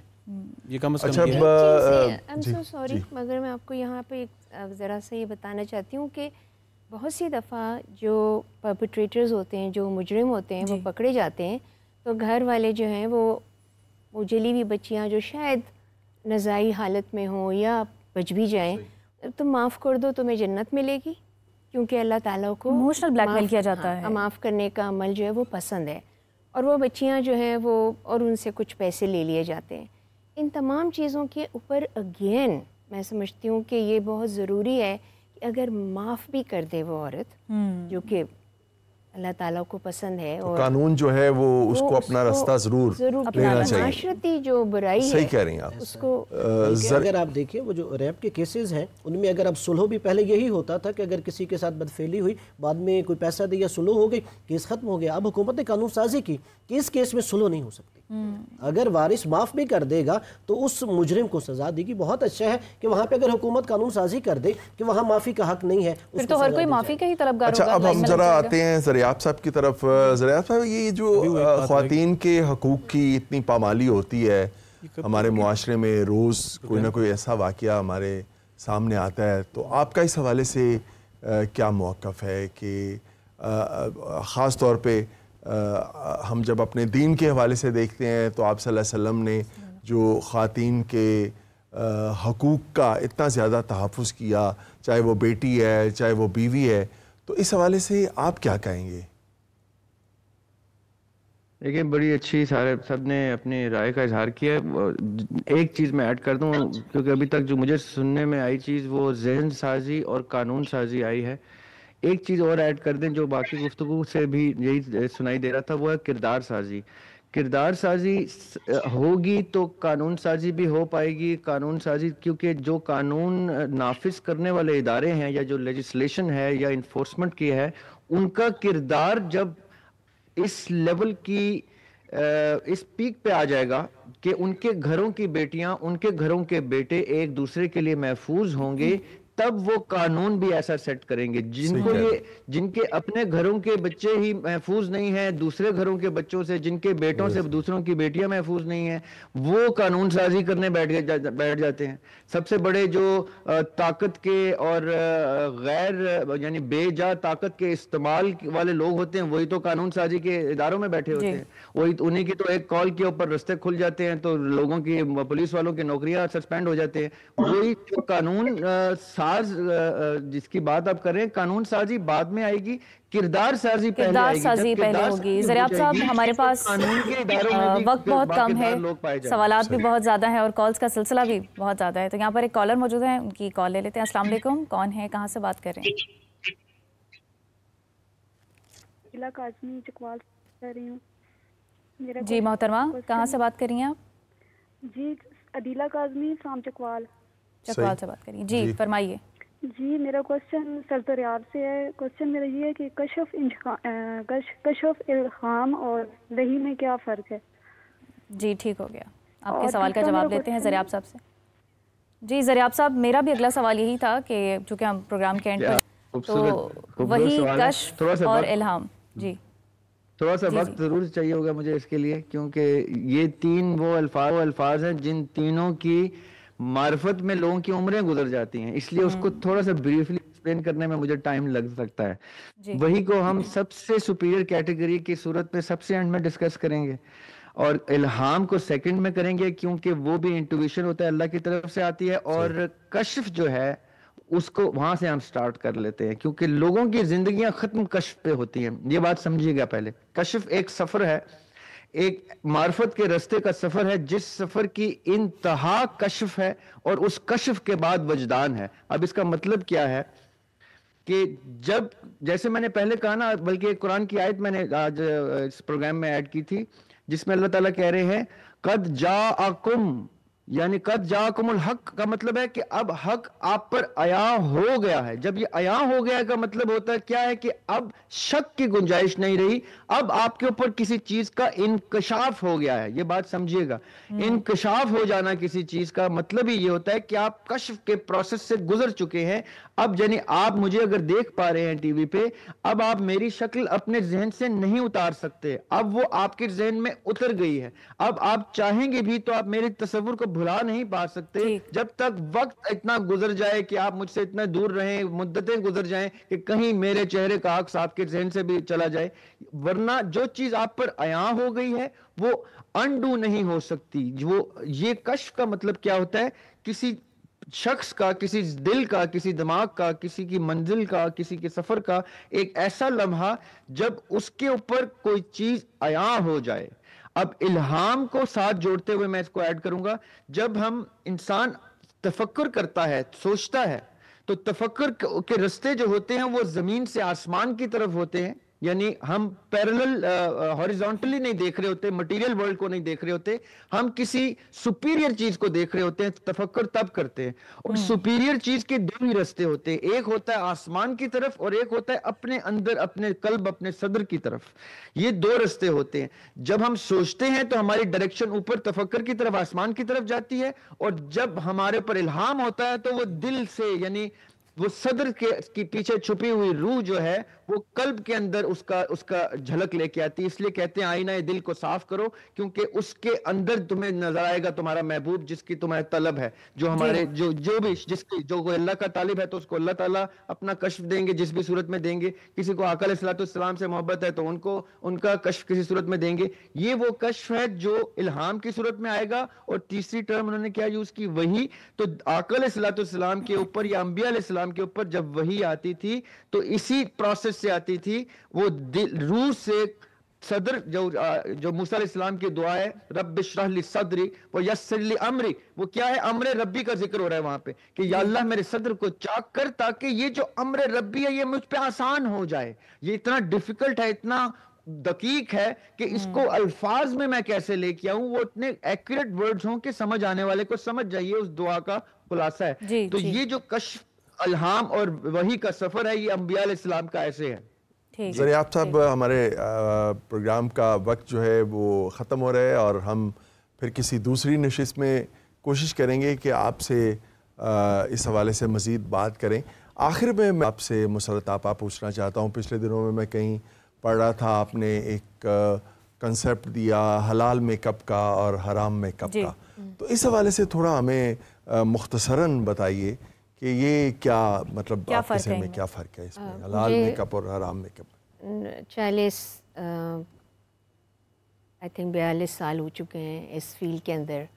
میں نے بہت دیر کے بعد ریئلائز کیا، جس کا مجھے افسوس ہے، کہ جو چیزیں ہم استعمال کرتے ہیں اس کے اندر جو انگریڈینٹس ہوتے ہیں وہ پرمیسیبل نہیں ہے، ہمیں اجازت نہیں ہے اس کو استعمال کرنے کی. مثال کے طور پہ فیٹ، اینیمل فیٹ.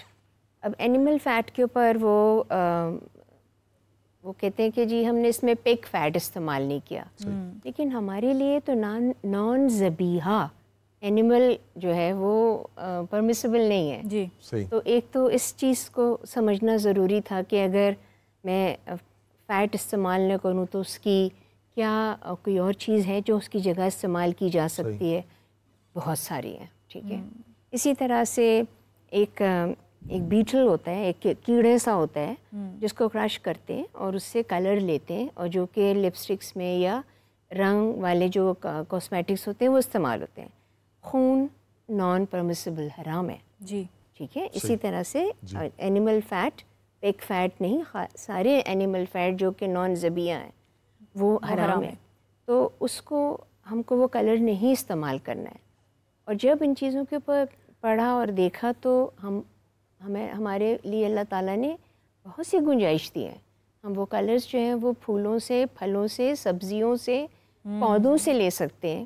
تو اس طرح سے جب میں نے ان چیزوں کو دیکھا، اور پھر اور بھی چھوٹی چھوٹی چیزیں ہوتی ہیں جو کہ نہ ایڈ کریں تو کم از کم ہم اب کوئی کہے کہ جی میں نے تو لپسٹک لگائی تھی، میں کون سا کوئی حرام کھا رہی ہوں، تو منہ پہ لگی ہوئی. لیکن میں نے ساری زندگی یہی دیکھا ہے کہ آپا میں نے لپسٹک لگائی ہے اور میں اس کو کھا جاتی ہوں.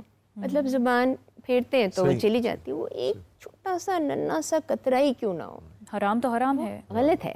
سو اس چیز کو سمجھنے کے لیے جب میں نے یہ کام شروع کیا، مجھے 3 سال لگے. اینڈ الحمدللہ ہم اپنے پروڈکٹس کو اس کو سرٹیفائی کرواتے ہیں، ناٹ جسٹ فرام حلال there in Turkey but also in Pakistan. یہ سب اس کے اندر ایسی کوئی انگریڈینٹ نہیں ہے جو کہ ہم کو نہیں کرنی چاہیے. تو اس طرح سے جب یہ کانسیپٹ لائے تو لوگوں نے کہا کہ یہ بہت ڈرامہ کر رہی ہیں کاروبار بڑھانے کے لیے. وہ جو آپ کی بات تھی نا کہ تنقید اور ہوتی رہتی ہے، تو میں کہتی ہوں بھائی مجھے پتہ ہے یہ چیز غلط ہے اور میں نے اس کا حل نکال لیا ہے. اب یہ آپ کا پروگیٹو ہے، بالکل آپ جو ہے اس کو استعمال کریں نہ کریں. آپ ہم اپنے اتنے مہنگے لپسٹک کے پھینک دیں، میں نے کہا پھینک دیں، جب آپ کو پتہ ہے تو کہ نقصان ہو جائے گا نا مہنگے پروڈکٹس بنانے والوں کو. سو یہ کانسیپٹ لائے اور اس کے بعد پھر لوگوں کو مجھے سب سے پیاری چیز یہ لگی کہ ہم نے اپنے ان حلال پروڈکٹس کی ایگزیبیشنز جو سی وہ ایسی ایگزیبیشنز ہوتی ہیں اقرا اسنا جو کہ اسلامک آرگنائزیشنز اس میں وہاں پر کوئی ایسی بچی یا کوئی خاتون نہیں تھی جس کو پتہ نہ ہو اس کے بارے میں. اور انہوں نے پوچھا کہ اس کے اندر آپ نے فیٹ نہیں تھے استعمال کیا, آپ نے کاکنیل کا استعمال تو نہیں کیا, تو جس سے مجھے اندازہ ہوا کہ میں ہی یعنی کہ پیچھے رہ گئی, مجھے بہت پہلے یہ چیز کرنا چاہیے تھا. بہرحال اللہ تعالیٰ لیکن پھر بھی آپ نے یہ فیصلہ کیا, یہ قدم اٹھایا اور اچھی سوچ اچھا عمل اپنی جگہ بنا ہی لیتا ہے. بالکل, اور الحمدللہ اب لوگوں کے اندر یہ آگاہی آ رہی ہے, اویئرنیس اور میں یہ کہ پڑھیں اور دیکھیں کہ اس میں کیا لکھا ہوا ہے. ہمارے یہاں تو نہیں ایسی کوئی چیز ہوتی. لاسٹ میں کوئی ایک ٹپ دے دیں, رمضان ہے, روزے ہیں, تو اسکن ہائیڈریشن کے حوالے سے روزے کیسے بہتر رکھا جا سکتا ہے؟ مطلب آپ ظاہر ہے سب کو ہی ہوتا ہے کہ پورا دن پانی نہیں پیتے اور پانی تو ڈی ہائیڈریٹ کر دیتا ہے. ایسا کچھ نہیں ہوتا.